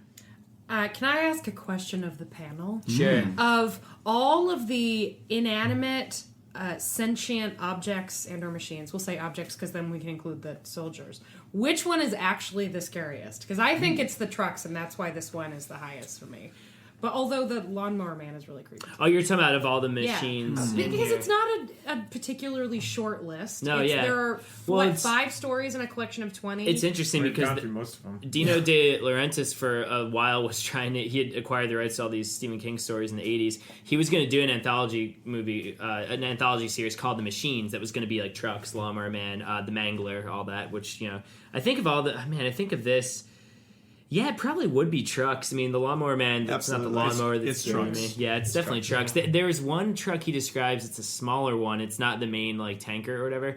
And he describes it as being like a guard dog almost to Yeah. it. Oh, Like, yeah. that really Like, he freaked me gives out. the machine's personality, Yeah. which is Yeah, interesting. More over than the characters. I just Yeah. want to say, in terms of the story delivery, this is a perfect example of a story that would never work, in my opinion, as like a full-length novel No. or Yeah. even novella. Yeah. And that's a problem that I feel he ran into with something like Cell. Yeah. The Yeah. beginning is so good, and then you get to the point where now they have to really explain the whole message of Cell, and it falls apart. And there's no time to fall apart with this, in my opinion. I think it would work if you have some sort of compelling narrative, though. You know, like, I mean, because it's an interesting world that we have If here. they can And- actually escape and and- have to be on the run or something. And the problem is that I don't think, you know, it reminds me of like a John Carpenter sort of convention, because they're all localized at one sort of location, and they have to kind of, you know, use their means to get out of there. And that's an interesting story. The problem is that, you know, you'd have to really build up some great characters, and there are none in this, like what Randall had pointed out. and that's fine when it's short, but yeah, but I do think that this is an interesting world because, like you had pointed out, Dan, like, I mean, we are, or even what you had said, Randall, is that it's like the beginning of the apocalypse, so we don't really see where this is going to go. But I also kind of like, to your point, like, I do like the imagination allows that to go. You know, I allows us just to flesh that think it's out. a case where simple is better here. you know? Yeah. Yeah, I mean, there's just like these little things that happen where the trucks start killing people. There's a description that King had where he says, the steel treads were streaked and dotted with gore, and where the kid had been being something that looked like a crumpled towel. And that stuck with me. I mean, just seeing this thing on the road that maybe somehow kind of resembled a kid was just horrifying. So yes, the trucks are absolutely the most scariest And that absolutely- inanimate object. And that points to the idea, the way he describes a human body as a towel. It's like humans becoming objects, Yeah, you know? yeah. I just did, since we're on characters, I did just want to touch real quick on what are your guys' opinion on the cook? It's a little bit. I think that's the hardest yeah. thing to revisit when you're doing this is there's only, you know, the cook is a black character, and King writes him in sort of vernacular, I guess. a vernacular that nobody else even exhibits any of, and he describes him in ways that are kind of grossly exploitive. Yeah. He uses words like obsidian, and he talks about his lips and things, and it's in his eyes is like, what was the phrase he used? Like his eyes like hoods, you know? Yeah. It's like, well, and once again, and you know, and I do want to reiterate, like, we know that it obviously didn't come from any kind of Right. like, cruel place or malicious place. I mean, King does have a good track record as far as his views on race, but yeah, it just doesn't age well. You know, it does not at all. Yeah. So I just wanted to touch on that. But What other thoughts do we have on trucks? Solid story. Keep on trucking along. And that's at number 16. Love the ending. Yeah, the ending's really Ending's great. The image of like the long trucks just going off into the horizon is terrifying. Yeah. Oh yeah, because it's back to like you can't even see the road anymore. You just hear like the AC/DC in the background. Yeah. Who made you? Yeah. The next story is one that used to confuse me because it has shift in the title, and the book is called Shift, yet the story's not called Night Shift, it's called Graveyard Shift. And, Dan, tell us about this story. Sure. It's funny you say that because I had the same thing, and then there's Night Surf, and I was like, why don't they just combine the two? So I love your voice for you when you were a kid. Why, Dad? Why don't they do it this way? Why aren't we talking about it? Yeah, it's from the Dark Knight. Oh boy, the fairy scene. So yeah, Graveyard Shift is. There's always that joke. I don't love the show necessarily, but there's that Stephen King joke in The Family Guy where he always just says like, "Oh, I'll make it's a lamp that's haunted. It's this that's haunted. It's this that's haunted. It's this that's scary." And this is in the vein of The Mangler, kind of like that. It's like, okay, what if you had to deal with rats? That's sort of the hook in this story. So it's at this textile mill. It's during the middle of summer. Was it 4th of July week or and this slob of a boss, Warwick, is paying some of his employees to clean out the rats from the basement. And of course they go down there and they discover the rats are not just rats. They have been living down there for a long time and have been mutated. I've always liked the nastiness of this story. It's really disgusting. Yeah. There's a lot left to be desired for the characters. Like I mean literally the main guy is characterized that he used to be in college and hates rats. Like that's it, you know. Yeah. And this like pig of a boss who I pictured as Troy Evans when I was reading it from The Stand and Cheese Charlie in Halloween 5. You know what I'm talking about? Yeah, I pictured him. Who's he in The Stand? In The Stand, he's the sheriff that takes in Rob Lowe. He ends up dying. Oh. He's also an Ace Ventura pet detective. He is, yeah. And Roger Predactor. Exactly. Yeah. He's always a good guy. But I pictured him as the boss. And, like, they had this rivalry that's really not developed very well or anything. But whatever, it doesn't really matter for me. When they get in the basement, the sort of snowball effect of these increasingly disgusting species of rats is really horrifying to me. Yeah, I think this basically is just the bad jobs. They're the what's that? Dirty show? Jobs. Dirty Jobs, Yeah. or whatever. It kind of that's the whole conceit. It is. This is stuff that goes down. In other parts of America. Blah blah blah. How disgusting can we make it? To your point about how disgusting this thing. Like King goes just the He extra goes mile so far. to make it disgusting. Like here's one section that just. That has nothing even to do with the terror that's out there. It just lays the scene straight where me, who's OCD and a hypochondriac, was having a fucking seizure. So 4 a.m. Tuesday lunchtime, Holland Wisconsin, great name. Yeah.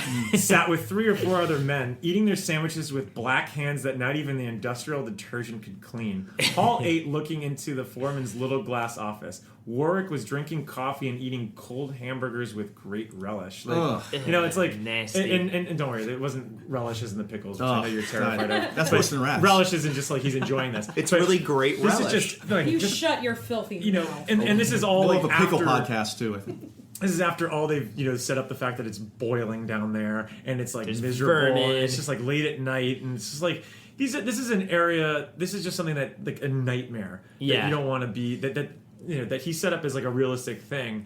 And so already the rats are like a threat of this, but I just thought like the job itself was it's just the worst. disgusting. So I was just like I could kill myself if I was had to do this. Yeah, ultimately, it's not too tough to make a horrifying story about rats in general. They're disgusting.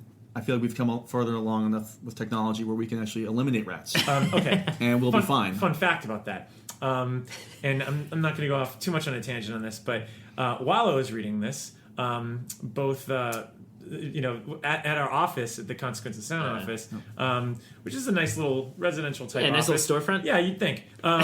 We'd been noticing that there are a lot of food items that have been knocked off the shelves here and there. And we thought it was a little mouse. That was kind of cute because at one point we bring back our grocery shopping bags and they're paper bags. And one day we saw that there was like a little hole that was like carved out. It's like Ratatouille or something. And as we were cleaning out the closet in the back area, me and Sammy Jerush, we noticed that it smelled really bad, and again, remember, I'm rereading this book at the time of this, so I was like, oh god, I wonder if like the mouse died back here. So as I'm pulling back a box it jumped out of his thing and like went around the corner. And at this point, we don't know where it is. And it could have ran into the other offices or whatever. So Sammy and I, we're just like hyper alert. We're looking for this thing, and we managed to find the rat that was behind the fridge. And here's to your point, Justin. It is not easy to catch the rats. No. Like, it really isn't. So we got a guy because it was like this huge rat that we noticed behind the fridge because we had looked everywhere else, and I was like, we haven't checked behind. Wait, the so fridge. did it go back there to die? Or was it in the process of No, dying? it was just eating stuff around, and we had put everything in the fridge, so it couldn't find anything. So this is like it had not eaten for a while. So when we pulled back the fridge to see where, because this is the last place we could look, it was sitting there like staring at the corner like it was in like the Blair Witch Project or something, and this fat huge rat, and I was like, oh Christ, and like the landlord was like, oh, we'll just set some traps, and I was like, well, I got to call an exterminator, so because they can catch it because it's all in the corner, and so they brought it there, and they came, they couldn't catch it. It actually managed to go past all the elephant glue sort of traps and everything else, and managed to go into a hole. And so this lasted for like a few days until finally like they managed to catch it outside with another trap or whatever. But it is really not easy. So like reading this and like they're like stomping and like hitting it. And I was like, man, imagine, I wish I had these guys. Consequence of Sound, imagine it's like a clean office above ground with one rat, and then imagine this is like the with like millions of them. So like it was interesting reading this at the same time as that, and I realized like how hard it is to actually catch rats. Yeah. And, I thought you were going to say you push Sammy on top of the rat. Like Hall does with Warwick. I will say though that Graveyard Shift isn't my favorite story, but I appreciate how nasty it is. It's so gross. Well, it's just mean. Like Hall's like a piece of shit. Oh, he kills Warwick. Yeah. Well, yeah, it's just like he doesn't like the guy, so it's always been scary to me that they find this giant mother rat that's blind, no legs, it's the size of a cow, and it's just giant. And like that to me is that's a terrifying image that's lasted with me since childhood. And just the idea that, he brings this guy down there just to like push him on there just because the guy was a dick. And then the fact that he gets eaten to death by the rats as he walks back to the ladder. Like that to me is like nasty. These are nasty people. I love it too. Yeah. Yeah. And I did feel that this is one of those stories that jumps too quickly. Yeah. Sure. With him just all of a sudden just like kind of being this like terrible guy, and he just wants to kill him. And, it kind of just advances all of a sudden the last I guess 5% of it just goes crazy. But it is really gross and really disgusting and kind of hits everything that it sets out to do. I also wanted to say, are we on the path or beam of the rat? Yeah. Oh, Dark Tower reference. No. Maybe we are. Oh, that's a bad beam to be on. I don't want to be on the rat beam.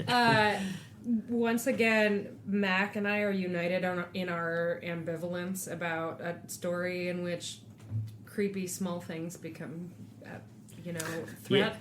Doesn't do it for you. The best way for me to sum up my complete lack of interest in this story is that Mike's story about a rat in the COS offices made me way more creeped out than anything that happens. And that it's too much. It's like there's no restraint at all. Oh, I love it. though. And for me, I think part of what makes the best King stories, and honestly the best frightening stories of any kind, scary is when there's some restraint. Like there's nothing that slithers in the night. They're all just there, fat and ugly and ready to eat you, and it does nothing for me. Going back real quick to what you guys said about the feud between Hall and Warwick, it is interesting because in the beginning they almost have this like friendly rivalry, like, oh yeah, see if you can get that can, haha. And he does get kind of just murderous for no reason, and he gets like he almost gets wily about like, oh yeah, come on, Warwick, got something to show you, and it's go ahead, Mike. That transition it was so jarring that I reread sections beforehand to see if there was any sort of like whispers of this, and there isn't. It's like College Boy. That's like the worst. The worst thing he does. Like I don't really get. Yeah, like if it had been somebody like not to stereotype or anything, but if it was like somebody like they hinted at some sort of like dangerous past, like this guy's like, oh, this guy could be trouble or whatever, but he's this is just the job that he's doing between things or whatever. Maybe King goes out of his way. King goes out of his way to make him nondescript. He's kind of like, yeah, he was in college and he's had some jobs, but that's about it. Like to Alice's point, and I absolutely agree. It just goes off the rails. Like it becomes. It's at like he's like, well, we're gonna have him kill this person. At that we're just no. It's like they show the big ass rat. and they're like, well, I guess it's okay if we just make this character a total murderous person also. Yeah. Like, it's just it's too batshit crazy for me. Yeah, I don't think I'm underselling or overselling it by just saying it's a short, dumb horror story about rats. I love it. I love it. That would have been enough. Like, to your point, though, Yeah. in Trucks, had he just kept it that, where it's the rats, instead of having this murderous impulse, had it been like maybe the guy fell off the ladder and then the rats got him and he just didn't want to help him. He didn't go I back, would have yeah. bought that. Like, Yeah. But Trucks goes to kind of like the poetic route too. And Yeah. and I'm not saying that all horror stories have to go the poetic. I don't know how poetic you can get about rats. Yeah, well. But, you know. One thing I do want to praise really quick, it's such a minor detail, but and this goes back to what you guys were saying about King just nailing these working class environments. I mean, he comes from that world. Like, I mean, even things like the Excedrin and The Shining and just the cold hamburgers, all this stuff. Like, he really gets at these details that lower middle to middle America knows. He mentions the orange crush thermometer on the wall, and I think that comes up. Is it gray matter? He mentions it later. There's another story where he talks Just about the this, wind thing on the ledge. and I think that's, I don't know, I think that's really neat. Like, even in this gross, disgusting, kind of trashy little story, he has these cool details. Well, it gives agency to the thing because it honestly like it paints it as like there's like some sort of authority when you actually have like the specifics of like the area. So, Any other thoughts on Graveyard Shift? Well, I think Dan and I love this story more than some of you, but not as much as The Man Who Loved Flowers, which is our next story. All right, so yeah, The Man Who Loved Flowers. We all came together and we have our, collected top 10. And 9 of my top 10 entries actually made the final cut for the top 10. This is the one that didn't. And I really, really love this story, actually. This is... I love... Well, let me give you the little plot synopsis, even though we all read it. It's the early 60s, normal, beautiful evening. This jolly fella is on his way to meet his gal. What could possibly go wrong? Right? That's basically the breakdown, right? Yeah, Basically that's the breakdown. Things go wrong. I just love the dreamlike setting that is happening throughout the whole thing. Everybody is just at the top of on top of the world. Everything's lovely. There's lines like the air was soft and sweet. Spring trembled on the edge of summer, and in the city, summer is a season of dreams. Love, spring, youth, all these images pop up throughout the entire thing. You're reassured. The whole book is basically just comforting. You're reassured, everything's fine. Where's the story going?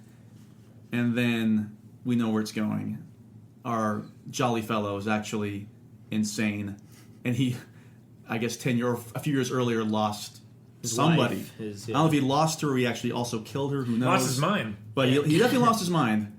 And it's maybe 10 pages long. And I love the twist that happened near the end. Mm-hmm. And I'm 100% on board with this story. I love it. I still love it. Something I really loved about the story, when it's another one when I was younger, I think the more realistic stories I didn't appreciate as much. And I didn't notice how wonderful the tone was when I was little. Like Justin said, he does such a good job of... We all live in Chicago. We've all had those nights in the summer, spring, where you are out and everyone's just kind of talking. Not people you know. There just seems to be something in the air, and King really does capture that without it being too cheesy. He even mentions like the beginnings or the Vietnam War at some point, but it's like far away. I think there's a reason it's set in the 60s. I think he's purposely separating it from all this turmoil that happened with Kennedy gang assassinated and Altamont murders and all of that stuff. However, I think maybe I'm reading too much into it. I do wonder if it ties specifically to the unrest that was going to come in the 70s. The whole thing is that it's idyllic on the surface, all that stuff, and then what happens is, it's actually super ugly, and even worse, no one else notices the ugliness at the end. Absolutely. When he strolls away, they think, wow, that's a fella in love, when you're like, no, he's actually a fucking maniac. Yeah, it's the undercurrent, the underbelly of it. Yeah. I mean, because there's even the whole radio broadcast where they casually slip in that there's a hammer murder on the loose with all the stuff about drugs and Vietnam. Exactly. That's just on the brink of happening. They specifically mention that in it. Yeah. Yeah, those are great points that I guess I hadn't really considered. It's interesting to me that this is a rarity for King, but this is a story that seems to really thrive on atmosphere and tone and sort of like the general milieu of things. Good word. Then Love that word. Yeah, then I overuse it. But I think sort of for me, like it doesn't have that strong narrative propulsion that a lot of King stuff does. This one really luxuriates in the world and the tone, which I find, it's a unique thing for King, and I think it's one of the things that makes Night Shift such a strong short story collection is because he really is exploring like his style through a lot of these, and I find that really interesting. Yeah, it felt like a knock joke to me. Like, and I don't mean that as a bad thing. I because I like this story a lot. It's weird because maybe it's just because I saw La La Land recently. It just reminds me of like a Damien Chazelle production or something like that, where everything's just so big. And there's and it leads to like an emotional core or something at the end. I think your thoughts on the story, Dan, is dead on. Like I don't think anybody else needs to say anything else. But I think that is the whole commentary on just like the 60s in general. I feel like this is a microcosm of that. Like the fact that it has like the 4 seasons like begin singing Sherry Baby. Like I noted on here, I was like, oh, that sounds like a little cliche because it reminds me of like how we always do the I know you won't leave me whenever it's like it was back in the 60s, like blah blah blah. Like when I read that, I was like, that seems a little on the nose. But I think that's the whole point because it's a show that it's like, oh, America was in love and everyone was having this this great time and it isn't like once 68 happened, like obviously like that entire nightmare and everything was just right on the on the forefront. But going back to the knock point, there is a rhythm to this story. Yes. Like in it, yes, there's. I like how it luxuriates with a lot of the details, but it is just one long wave that just keeps going.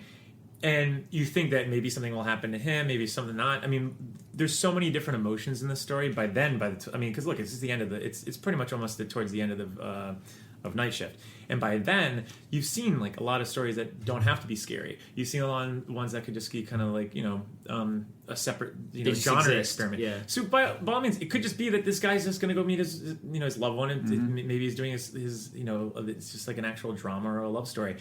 But the fact that it hits you with the hammer, that's where I feel like it's like a knockdown. It's like, oh, I didn't, Who's there? Exactly, yeah. Yeah, and a couple of things that rang like strange to me was the fact that if there is this hammer serial killer out there, why is everyone so just like happy and like joyfully looking at this guy and all this stuff? Like I don't know, that seemed weird to me. But I liked how yes, there is a rhythm, and then when it gets to towards the end, things start to kind of fall apart, and I found that with the cats, the screaming cats. Oh, that's right. And how at one point, like they say that the people can't hear the woman over the yowling cats, which always reminds me of this scenario where I was at my old apartment and I heard this like yowling outside. I thought it was someone dying or something dying. Yeah. And I went out there and it was actually a couple of cats getting it on. Doesn't he specifically say the cat's making alien love or something? Yes. It's really Alien love. But what year was Summer of Sam? Ooh, 69? No, was it 70s? It was the 70s, I think, yeah. So it was, well, it's funny you say that when you're asking, why isn't anyone alarmed about this hammer murderer? And I think that's part of what we're saying about the 60s, because I feel like we always think every decade before was better. People in the 60s thought the 50s were great. People in the 70s thought the 60s are great. Vice versa. I mean, even us, like right now, politically, obviously things feel, as we've all expressed on this podcast, very awful to us. And I look back in the Obama years with much love, of course. And yes, they were better politically. But the truth is, bad, horrible things happen all the time, And I think we cover them up a lot, or we seriously, we romanticize things and we kind of forget about it. So the people not worrying about the hammer murder wasn't as much of an issue to me. Although I do get what you're saying. Like if that was happening in New York, like people would probably be really frenzied. But I don't know though. I really don't, because I think because it goes back to the whole thing. It's like you're in a comfort bubble. Like you're in a bubble. I mean, look what's happening here. I mean, like I just mentioned, like Chicago. Like we're sitting here literally talking on a podcast, and there's shit that goes down everywhere. Yeah. But like because you're in your bubble, Yeah. It's hard for me to talk about this story without talking about the 2 other stories in this collection that have to do with Men killing male entitlement when it comes to the bodies and affections of women. And I think of those 3, this is the most interesting and the least effective. Yeah. It's beautifully written. It's got that twist at the end that's genuinely surprising. The more beautiful it gets, the more dread you start to feel, which is really interesting. But it feels like King is making this statement about this man driven to presumably insanity by a lost love, and it's rendered every woman the same in his eyes, and when he discovers that they're not, that's when this horror happens. And it just, if it was the only story of its kind in the collection, I might feel differently, but because the female characters are described as individual people in the other stories, because it looks at the same issue through a more complex and thoughtful lens. It's just a little harder for me to get on board with, but it's also just beautiful and creepy. Well, I guess that my question for you then, because I totally think that that's like a valid point.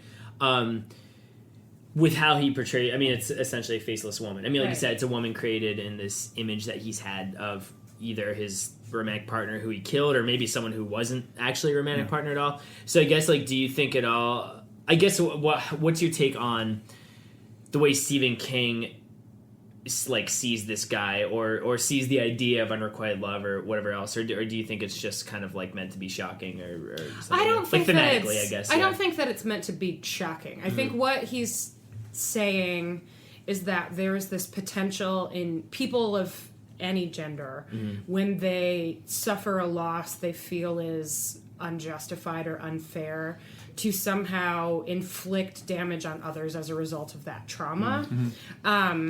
And in some cases it can result in violence, and that's a very real threat that, again, people of all genders, but particularly women alone in urban areas, have to contend with all the time. And I think that this story does that well, but the two that we're about to talk about, because somehow they ended up back to back, spoiler! No, Do that it is weird. particular thing better. I think this is the best written story of the three, stylistically, but it just isn't quite as smart as the others that we're about to discuss. Yeah, and are we sure that she died or disappeared? Or did they ever say that, or that he killed her? No, there's blood. Isn't there blood? Yeah. No, I'm talking No, about the Norma. original love that died That's- 10 years prior, Norma. It's vague because I don't know if they're meant to say that he also killed his Norma, the real Norma, with a hammer or not. So that would make a huge difference. Yeah, it's vague. I'll say where I struggled with this story, I think it is beautiful, but like, you know, the twist for me wasn't that shocking, only because the moment that I saw there is a hammer serial killer, Chekhov's gun. I was like, this guy is the killer. Even like that was. You see, I didn't get that Yeah, at all. The first, and until the moment actually happens pages later. That was not where my head. Yeah, and I mean, I don't know, because the thing is, I am horrible at seeing twists coming. Like, I fall for everything. I'll never forget when I was so excited to show my ex The Usual Suspects, because I was like, this is gonna blow your mind. And then this is years ago, and she had never seen it. And then, like, literally 5 minutes into the movie, she looks at Kevin Spacey and she goes, "He's not a cripple." And I was like, damn it. What if when the end happened in Usual Suspects, did you look at her like, huh? Like, Well, no, even after she had said that? She had predicted it. Anyways, this was one where I think I liked the world of it. I found myself just, maybe it was just because it was written in that romantic style, which just doesn't appeal to me personally. I think that I kind of didn't really think about some of the grander overtones that you guys really pulled from it, which I think are super apt and totally smart. It's like, I think I saw this as just like, oh, this super nice, like, happy, good time, like he's gonna just start smashing somebody with a hammer in the head in a few pages, and so yeah, I think that I almost breathe, and I want to actually revisit it, thinking about what you guys were saying, because I feel like I didn't really give this story the time I should have, because I was literally just like, okay, so when's this guy gonna beat somebody with a hammer? The moment I read that. So I think this is a good time to go into the luckiest number 13. Yes. So I guess you could say it sounds like you guys love this story as much as the man loved flowers, but did we also love our number 13 entry, the aromatic Strawberry Spring? Strawberry Swing. I love that song. So, Strawberry Spring, once again, is a part of the Stephen King writes about women being preyed upon variety hour. This is another story where we hear, this time not sort of hinted at, but very directly, that there's a serial killer on the loose on this sort of idyllic small college campus during an early thaw, which we all just went through. Were you guys rereading this when we were having 70-degree days in February? Yes. I was. Yeah. And our narrator is on campus when it's happening, and like everyone around him, he's equal parts titillated and frightened and confused and sometimes disappointed when things seem too simple about the events rather than coming from a place of human empathy. It's more like watching a car crash as opposed to actually living.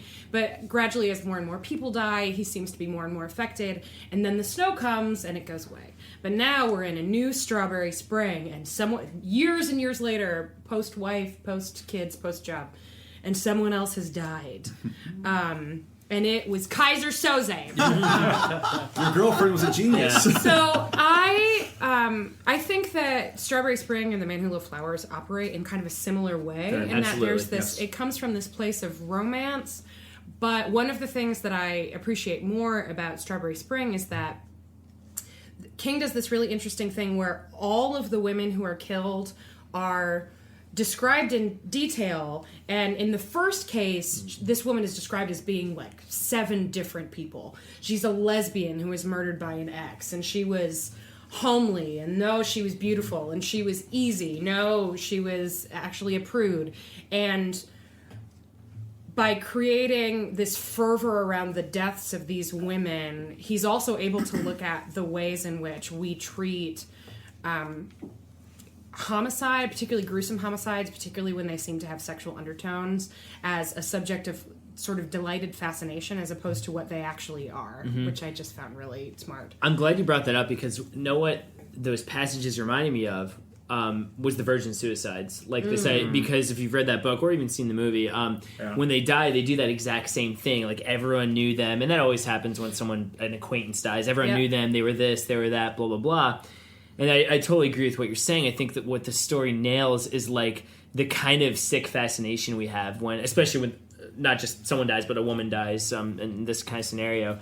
And I always, our marketing director, Dan Flieger for Consequence of Sound, we always joke growing up, like, oh man, it'd be really cool to live in a college town, like during a serial killer rampage, like in Scream or something. You know? He went to UF, which is where Danny Rollins, the Gainesville Ripper, was, who also killed at Florida State too, I think. Yeah. But anyway, or was that Ted Bundy? No, it was Ted Bundy, but yeah. Yeah. So, but it's this thing of like, you know, when we thought of that, our first thought is like the Scream movies. Yeah. Like, oh, it's cool. It's this thing that everyone in town unites around and they wonder about, and then at the end of the day, you're like, wait, no, someone's getting butchered. Like, it's awful. It's this terrible thing, but we're humans, right? And I think that's what the story nails. It's just like the kind of rabid fascination around it, with maybe not enough empathy. And aside from the twist that the main dude ends up being the killer, probably whatever else, I really like that about it. And also, like you said, it's very similar to The Man Who Loved Flowers, just in terms of how the environment is depicted. It's very romantic sounding. Yeah, it reminded me of Norm Macdonald's skit that he has on like his last comedy album, where he has this long, it's like the longest skit that he has. It's all about this,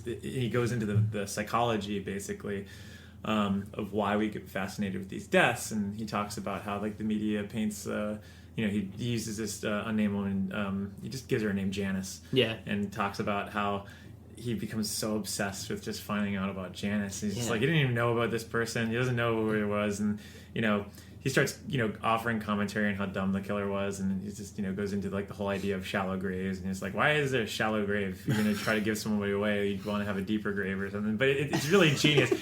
But he keeps talking the way he does the repetition of Janice. He's like, oh man.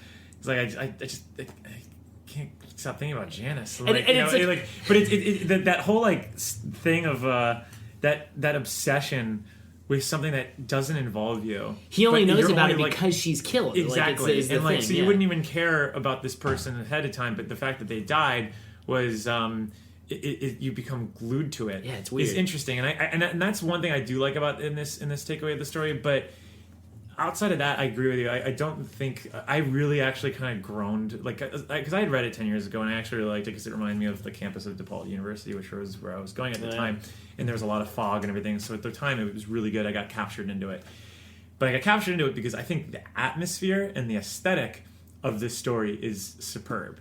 I don't like. I just again, it's just like it didn't need to be a twist. I think you already had the idea of you being obsessed with killing. You know, the being obsessed with the murders was enough. Like, you didn't need the twist. Like, even if you just had it where you never even solved the person, I think that would have been a stronger ending. But the fact that, like, and it has a great kicker. I mean, like, the whole, like, the last line is phenomenal. But I just don't think it's earned. Like, it just seems so, like, pedantic at that point, especially in this story where the twist becomes the expecting thing. I think that's why, personally, I like The Man Who Loved Flowers more, because while you guys were saying the characters are more thought out here, more developed here. Obviously, it's a longer story as well, but they have that twist is the same twist. It is, and I feel like The Man Who Loved Flowers gets there quicker, and in a way sharper than this does. Agree. I don't think, and it's kind of like with you, Randall. I feel like I guessed the twist in this really early on, whereas Man Who Loved Flowers didn't necessarily. I didn't go there right away, so that's my issue with it. I think that we're meant to guess the twist, and that for me is one of the for Strawberry differences. Spring. Yes, because there's that relatively early on. It's after maybe the third killing. There's that really brief scene with his roommate, and it's the way it's written. It's so weird, but it just really works. Where he says, the roommate. He smiled benevolently and stole one of my cigarettes from the open pack on the window ledge. I suspect everyone but me and thee, he said, and then the smile faded a little. And I sometimes wonder about thee. Want to go over to the Union and shoot some 8-ball? I'll spot you 10. So literally, he straight up says, oh, well, you know, I kind of wonder if maybe it could be you. Do you want to go play pool? And that's that apathy. And that that's it. And it never returns until the end. But I think that is intended to make us realize that this man who's fascinated, grotesquely fascinated with these murders is the one committing them. Yeah, and I think maybe we've all read too many horror stories, so it's easier for us to kind of key into these things because honestly, probably I absolutely felt that you were supposed to know it was him. I mean, he's obsessed with the danger, the fog, the allure of it. You know, he's like excited that it's happening. He's disappointed when somebody gets caught. Yeah, I mean, and I think they dub him the haha killer because of the fog. You know, he writes. Oh, he writes haha, yeah. But yeah, I guessed it pretty far in that it was going to be him, but it didn't matter to me because I still thought it's still really effective. I felt like especially at the end when he just writes, she thinks I was with another woman last night. And oh dear God, I think so too. And I do like the. It's a great interesting line. that like he almost realizes that he has been doing this whole time. I don't know what he's trying to say with that, but I thought it was effective. Yeah. Do you think if they did a modern update of this, it would be the LOL killer? Oh God. Oh God. Kind of just my last point about it. Because and it's tough because I read this when I was little, so it's hard to remember like my first reaction. But I don't think I did see the twist coming. Part of what I wonder though, as Mac, you reading it as an adult for the first time and seeing it happen and that not being an issue, I almost wonder how the story would read if like we didn't get that confirmation at the end. If it's more just implied, like he's older now, he's in a different town, the Strawberry Spring comes. A murder happens again. Maybe that's enough. Like we could, like you know what I mean. Like instead of dragging it home. But I don't know. I do love the whole. This is definitely the. Sorry, I'm babbling here now. But the trunk, like him looking at the trunk and not knowing what's in the trunk. When he never opens it. Yeah, I it's like not, that. Yeah. That works too. So I don't know. I kind of like that part of it. It's just for me. You just get to the story in a more roundabout way, and I feel like they do a better job. I guess I'm the man who loved flowers, not the man who loves Strawberry Spring. Well, if I'm the man who loves you. If you're the man who didn't love Strawberry Spring, I think I know what you need.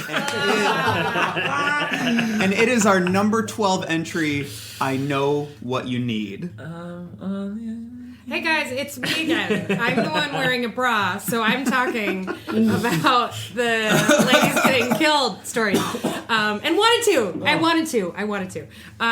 So I Know What You Need has maybe the creepiest title in the book. Yeah, it's scary before you even started. It's another story where maybe King leans on supernatural evil magic shit when he doesn't need to. Yeah. Although it is really creepy. I think it's more effective in this story than in some of the others. But the basic idea here is that a young woman essentially gets stalked but her stalker does and says all the right things, and so she begins to fall in love with him. Then her almost fiance mysteriously dies, and her very smart roommate, who also may or may not be in love with her, it begins to ask questions about this new boyfriend. And of course, the guy is creepy. It's never hidden. We know from the very beginning of the story that this dude is bad news, like immediately. And it's not because he has mismatched socks. I want to go on record saying my boyfriend routinely wears mismatched socks, and I have no problem with Mine that. match today, but I often have mismatched socks. Yeah. Because he shows up and says, I know what you need, which is an incredible title and a very powerful line because it really neatly sums up a huge... God, this is going to be so feminist killjoy, guys, just wait. No. It sums up rape culture and what it is that White knights. our patriarchal society has told men for generations they're entitled to. It captures the nice guy who always finishes last, believes he deserves more. And these stories weren't actually told all that frequently until recently, so the fact that King wrote this when he did is a pretty big mark in his favor. I mean, the big note I had here was this is rape of the mind. Yeah. Yes, It's never absolutely. a physical thing, but it's just, I mean, it's invasive as hell. And now I just lost my train. Sorry, guys. I had some other notes here about that. But this is the precursor to what is now known as the neckbeard. Yeah. You see, Randall, you touched upon by saying milady. Milady. This is the person White knights who, too. I think a different breed. like you said, Allison, who believes beard. who believes he's the right person. He's so wonderful. Why doesn't she like me? Yeah. She should like me. I deserve and that's love. touched upon in Yeah. this. I'm a nice think- guy. I'm a good guy and they're all bad guys. Yes. Oh, and because you're pretty, you get everything you want. Yeah. Why don't I get everything It's I the want? why not me. Yes. Yeah, and which is why I feel like it does a disservice to the story when looking through that lens. I'm like, yeah, it absolutely is. But the use of black magic, I I know. agree. Now, and granted, I think this was originally published in Cosmopolitan, Yeah, it was. which Says something, I think, which too. maybe says something about the content, but also. These black magic stories also, they were published in random magazines, so it's like, yeah, they're all in this collection, but it wasn't like on purpose necessarily. but the fact that it is in Cosmopolitan is like, what the hell is the Black Magic Necronomicon doing in there? Well, It's and not like also, Cavalier. Like, yeah, that's true. I do know. think that it's interesting that like he says, like the Necronomicon is one of the books Yeah. that this guy Yeah. referenced, which is obviously like Demons Rising. Well, and yeah, that's a big issue. Overall, I completely agree with what you guys are saying. I mean, I think in the 70s, maybe in the 60s, depending on when he wrote this, King, as a young, straight white guy, like had a lot of foresight to have that kind of point of view in a horror story, especially in a collection where there are other stories of women getting killed. The black magic thing is a problem for me because it's not just black magic. He's supposed to be kind of psychic, Yeah. and he puts the black magic on top of it. For me, Yeah, that's so weird. the psychic power is enough. Agreed. Yeah. That's what exactly. And that's like the rape of the mind you're talking about. That is scary enough. The story does derail a little bit for me when she has that kind of like once again, it's a gotcha moment. She finds all this stuff in the closet and whatever else. However, it's one of the few stories in Night Shift with a somewhat happy ending in the fact that she gets away, and it actually ends on this moment of strength. Like she's kind of like it's like Scream 2. it is. She's like fuck you. She walks across this bridge. She knows she got out of this thing, and she knows she made the right move, and she knows that she ultimately took a stance that many women don't get to take. Like, and that's hard to take. I was And hearing yeah. Collective Soul at the end of the thing, walking around helicopter scenes, like she's sad. Yeah, and that was this. Usually with all these other stories where we're like, the ending kind of fell apart. It doesn't get that redemption thing, but that think it final comes back. moment, it comes back, and it's sometimes I come back, and I really love that. But then there's the last passage though is kind of bizarre. I'd like to hear your take on About this. how she realizes that maybe She she's says, superficial or but something. was or- she so small that she actually needed so little? And then she says, "Please, dear God, no." And then she throws the last scraps of magic. So I wonder if that's what do you Lady think? of Yes, the- exactly. Please. So What do I you think? actually think that's incredibly effective. There's Yeah. this as again, part of rape culture. Mm-hmm. Even women who know they're not at fault still have to act actively work hard to not blame themselves or apologize Yes. for abuse. Brief story time. A friend of mine yesterday, as I was preparing to talk about this story, had someone show up at her job right after she got there very early in the morning with a knife. This guy had come into her office a couple different times and insisted on talking to her. Her coworkers, to their great credit, deflected and said, absolutely not. You're not going to talk to her. If you need help, you talk to us. He left. And yesterday he showed up at like 8 o'clock in the morning. And it was just a pocket knife, but came in and said, I need to talk to her. I don't want to talk to anyone but her. Took out a pocket knife and started playing with it. Did he know her, or is this just some random guy? He would walk by on the street and see her in the office. Gross. She didn't know Yes, his yes. name until she filed a police report, because Yeah. obviously she filed a police report. And I was talking to her about this experience yesterday, and she said she was sitting in her office and she kept saying, I know it's not a big deal. He didn't actually hurt me. He's probably mentally ill. It shouldn't be something I worry about. And people had to keep reminding her that no. yeah. And the cops, apparently one of them was really hot, which I love, but the cops showed up and said, you should always trust that feeling that you get on the back of your neck when you know someone is unstable. If you're even a little bit worried, it's better to just call us. And then the hot one said, we love this stuff. And it really, there's a lot of understandable stories about bad policing right now, and it's serious and an issue we should talk about. But in this moment, it was the right thing, but she had to be talked into taking what was very likely a physical attack on her person by a man who felt entitled to speak to her for no reason, seriously. Yeah. And I think that moment of saying, please, dear God, don't let me be that small, comes from a place of realizing that you were skillfully manipulated by a person. And Dan, I agree. I wish it wasn't black magic. A thing that we haven't talked about yet that I think is worth addressing is that, as empowering as it is to watch her essentially kick the crap out of his magic powers just through being a goddamn American woman, at the end of the story, the real hero of the story is her roommate, Alice. Alice, yeah. And I would just like to encourage everyone out there, particularly our male constant listeners, if you see a friend who you believe to be in an abusive relationship, it is your goddamn responsibility to have a difficult conversation, even if it costs you the friendship. So be like Alice and say, hey, Courtney, just so you know, I think it's really weird that dude knew that you liked strawberry double dip ice cream. I think it's really weird that he magically knew that your fiance died when I didn't tell him. And also, I think it's really weird that he's psychic. Really quick, just because you touched on this, you think Alice might be in love with... Well, there's a brief reference where she says, did you ever think that I might love you a little bit? And Oh, that's right. And it's... I mean, I assume that it was a friendly That's love. what I assumed. But there are Yeah. also a bunch of references to her not being social and to being bookish and to being oddly jealous and resentful of her romantic relationships. But it doesn't seem to be jealousy of male attention. It seems to just be jealousy. So it's possible to interpret the story as that Alice is in love. But she is a goddamn hero. Yes. Is it a coincidence they dine at the Silent Woman? Oh, hey, you know what else? I forgot this. You know where they get their ice cream from? The Grinder, which is the name of the restaurant in Strawberry Spring. So I think this is the same college campus. I was It gonna ask doesn't that, say yeah. New Sharon College. But the Grinder. That's not mentioned, and I know what you need. But they talk about the Grinder. The So I Grinder think was it's also same the college. Rob evil. Lowe. The evil laundry press. No. it wasn't Sharon Lowe. I know one evil grinder in Good Burger.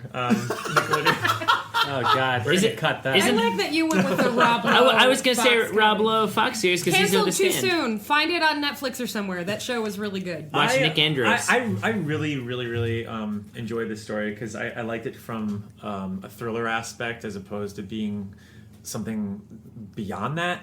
You know, I thought it was a very like kind of moody David Fincher thriller in a weird way. And I was actually, I mean, like you, I was very disappointed in the black magic thing.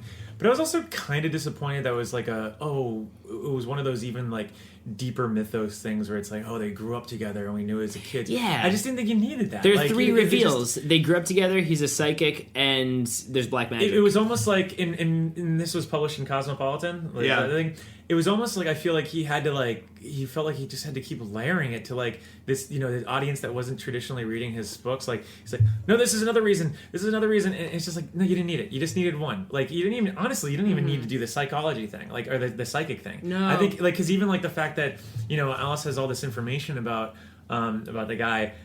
I mean, like I think that's good for the story and for those that need to be like satiated to like have some more understanding of what's going on. But I think even if you just had no idea how he knew all this stuff, Just or a anything, stalker. and it's just a stalker, I think that's a more effective. I story. think that's scarier. Although Yeah. I will say, her realizing that the hair on the doll is wrong because it's probably hair that he cut from her head when she was a child. Yeah. That's actually really freaky. Yeah, no, that it was was really freaky. cool. Yeah.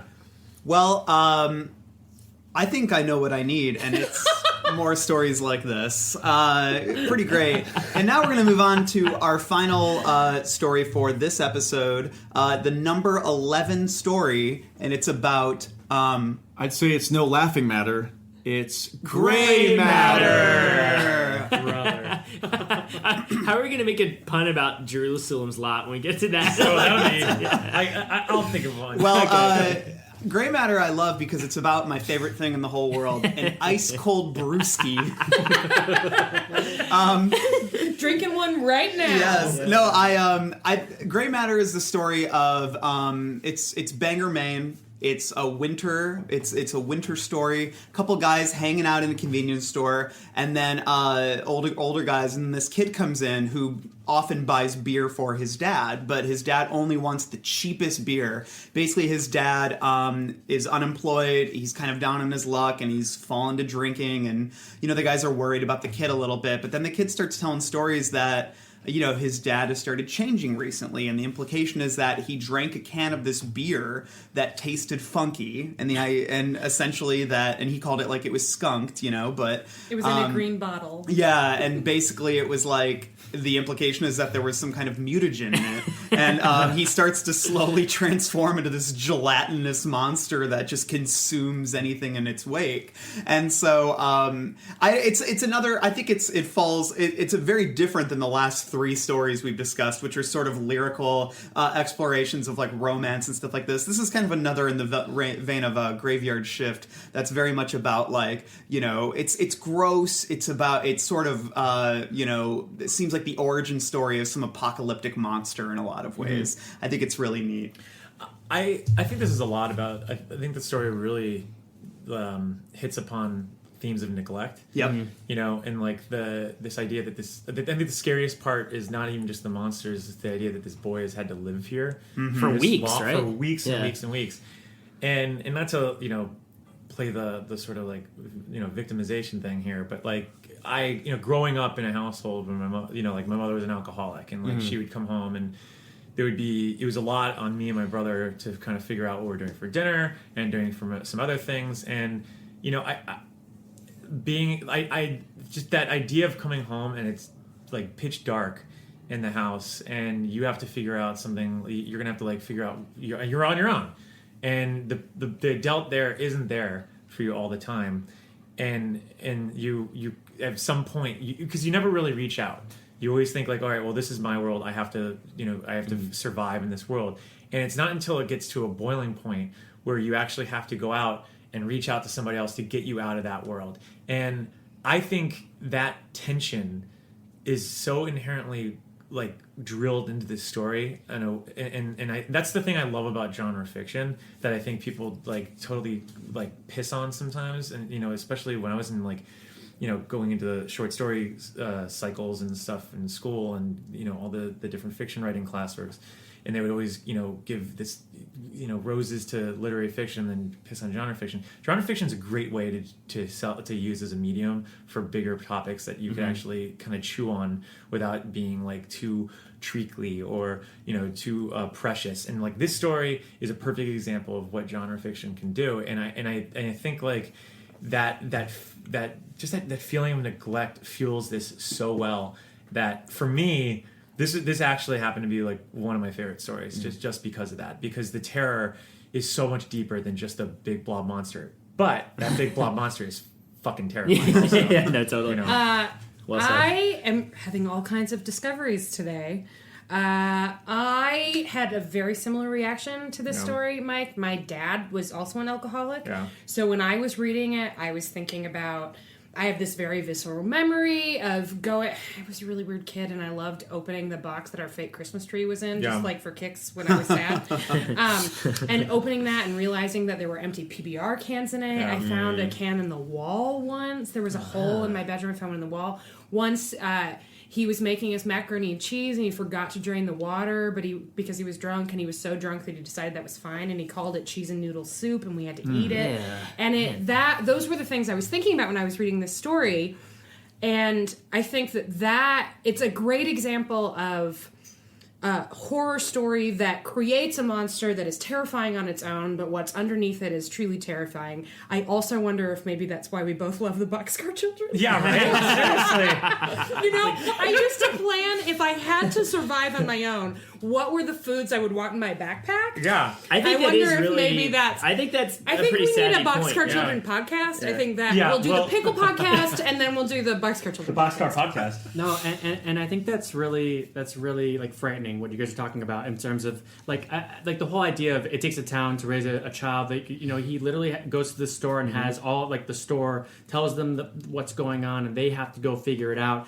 And even they can't save him from this. I mean, the end of the story, he's left writing. I don't know which one's going to come back first. I hope it's my friend. And it's just it's creepy. And I also thought maybe he was talking about, well, I hope it's the man and not the monster. Yeah. You know what I mean? Like, that's a thinking great about that. interpretation. And yeah, because it was really creepy to know that. And also want to, well, I'll talk about this in a second. So Let's go back to the beginning of storytelling.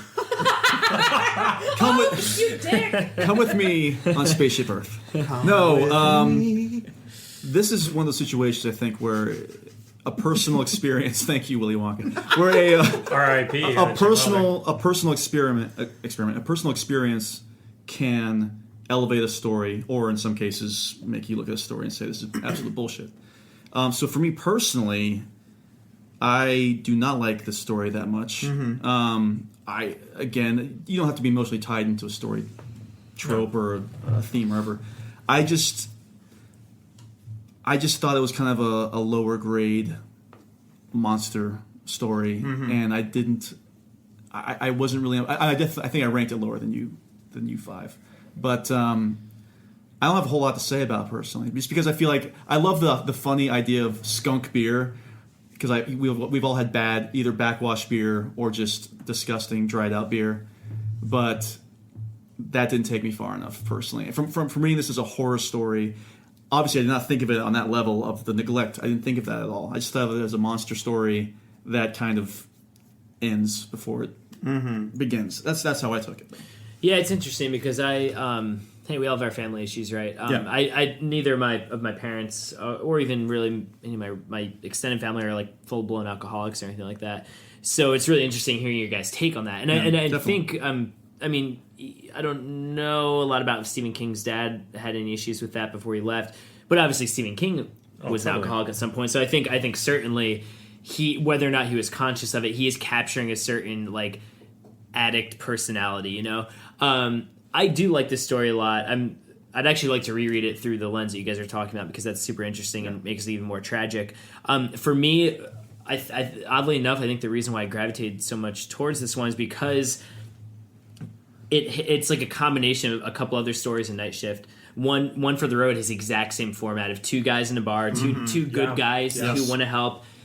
Not a stranger in this case, but someone from the outside comes in, tells them about this thing that they're not really sure what it is because the kid doesn't know. He's kind of just like, my dad, I don't know what's happening. And same thing for One for the Road. Like the guy doesn't know that there's vampires out there. They have to go try and solve it. And in neither story do they really solve it. I mean, One for the Road they get away at least, but they don't really the guy dies, right? Like, they don't really solve the situation. Yeah, they don't. And what I love about this, and this goes back to another story, Night Shift, it's the same ending as Trucks, when he sees that gelatinous gray blob divide, and he runs down the stairs, and he hears the shots, and here's 3 shots, so who knows, maybe his friend was able to shoot the 2 halves of it, and then another one. Probably not. But exactly. But at the same time, it's like, even if he shot this thing, wouldn't do anything. And I love this idea of he just runs back to this bar, and all he can do is do the math in his head. Okay, it splits this many times. It splits this many times. It splits this many times. It only needs to do this relatively small number before it takes over the world. And I don't know, man. Maybe I like ambiguous endings a little bit too much, but I love endings where it's someone waiting and just not knowing what's going to come next. Yeah. And I think even more so than Trucks, this story does that so well. So I was really haunted by the end. And the body, the body horror is also obviously quite effective in this. Eating the cat out of the exactly. wall. And all Yes. that. You go first. Yeah. Well, I'd just say I like what you were saying, Dan. I was thinking a lot about alcoholism too, but through the lens of King, who obviously had his own addiction issues. And there's a couple different stories, including like Quitter's Inc. in this that are about a type of addiction. And then and I also think back on The Shining, where he talked about the idea of anger and addiction and how that can change you and how it can affect your relationship with your children. And so this is such a clear parable, about like a man who is changed so drastically by his alcoholism to the point where he does become harmful to both his child, but then also the community in the world. In the world. But I think we talk about these, focusing on 2 guys who are like in a bar or in a convenience store or whatever. And I think that's always King's way of tying it. But he's always interested in the community, and it's like my favorite stories of his are the ones that always kind of compile a community together. And so I think that's what I really like about Gray Matter. And but yeah, I think it really resonates just on that level of this was a man who was clearly struggling with his own addictions and understood the consequences of them, but was still struggling against them. Yeah, I also think it's interesting. We don't have a lot of King's Dominion stuff, but somewhere I read that this was supposed to be in the same area as Dreamcatcher. It's so weird because I was think it's the actually same town. I wrote down like Dreamcatcher Prelude without even having that. Yeah, and I know if you don't want spoilers, stop listening for a second. But yeah, but maybe this is like could be like an alien mutagen, Mr. Gray. Yeah, right. Or maybe this is the beginning of what we'll end up seeing or something. Yeah, Duddits. Yeah, Duddits. weird. I Duddits. My thing is I actually think it's like a really well written story in terms of form. You get the Aaron Sorkin walk and talk. Love that. I do love the walk Love and talk. how like the majority of like all the stuff that's being told when they're like actually walking to the house is so effective in building up the tension to where it's going to It's go. an artful reveal of Like- information, and in a way much better than some of the other stories in Night Shift, where it's just like this monologue about what happened. I mean, it is a monologue, but it makes sense that, okay, what do you hear from the kid as you're going to this? Oh, well, it's this and this, but I love that they don't really understand what's going on, and so it's kind of a combination of the walk and talk and then actually seeing it for themselves, which is really neat. Hey, breweries out there, how about a Losers Club pills called Gray Matter? Yeah, hey, for real, man, we need some sponsorship. You can keep me out of it. It'll turn you into a blob. Quick question for the panel: grossest beer you've ever consumed? Ice House. Mine was I had to drink a can of Coors Light. I love Coors through Light. the bottom because we needed cans that could open on stage for a play without having beer in them. Oh, That was maybe the most disgusting thing I've ever done. Wait, did you have to? You drank it? You Well, felt compelled to drink it? I was what, like 26? Okay, It was beer. right, of course. Either, I lump Natty Ice, Natty Light, Natty Ice is and Keystone Light all in the Keystone same and shitty Ice House are category. the ones I Disgusting. hate. I'm an outlier because my favorite beers are PBR and Miller High Life. So I like really shitty beer. I which love is why I Miller couldn't High even. Life. Because Don't speak ill I'm of just, Miller High Life. I'm just really Anyone. bad at beer. Like I like I like 2 different beers, like Little Something and what is that? The one that the Big Isle Brewery. Like they have they have a cool beer there. I'll but, say.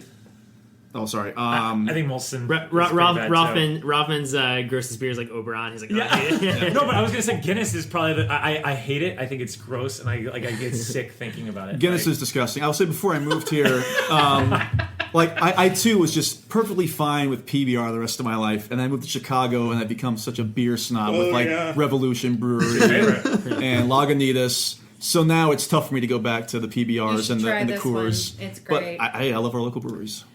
just one last point I wanted to make about Gray Matter real quick is and we talked about this with The Shining a little bit. Something that I love King does that I don't feel like a lot of modern horror does do is that he takes the metaphor and it functions as a metaphor. Like this guy's an alcoholic, he's a pig, he's whatever, and that's all very much within him, and then it manifests itself in this metamorphosis within him.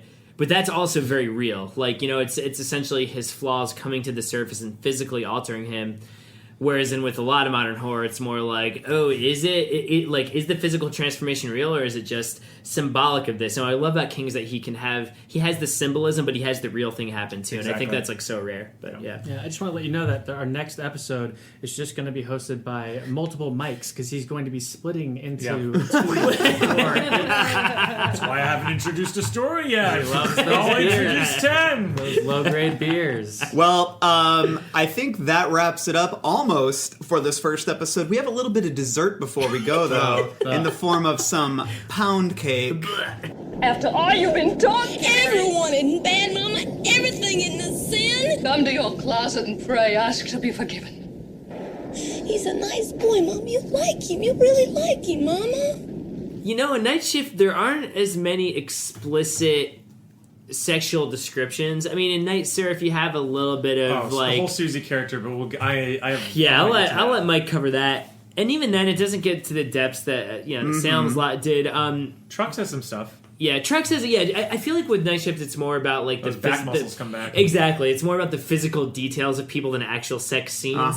For instance, we talked about a little bit, like in the Lawnmower Man, him getting I'm finding the exact grossed out sentences. by the green pubic hair, which I actually like because the it's supposed to be grass or whatever else. But it also makes me think of have you guys seen Pink Flamingos, the John Waters Not movie? years, but There's this actress. Delightful. God, that's a great comparison. Can you imagine a film version of The Lawnmower Man where the Lawnmower Man was actually divine? Yeah, that'd be great. God, well, I there's would that. take and then all my who's- money. Who's the actress in Pink Flamingo? She's the villain, not Divine, but the other one.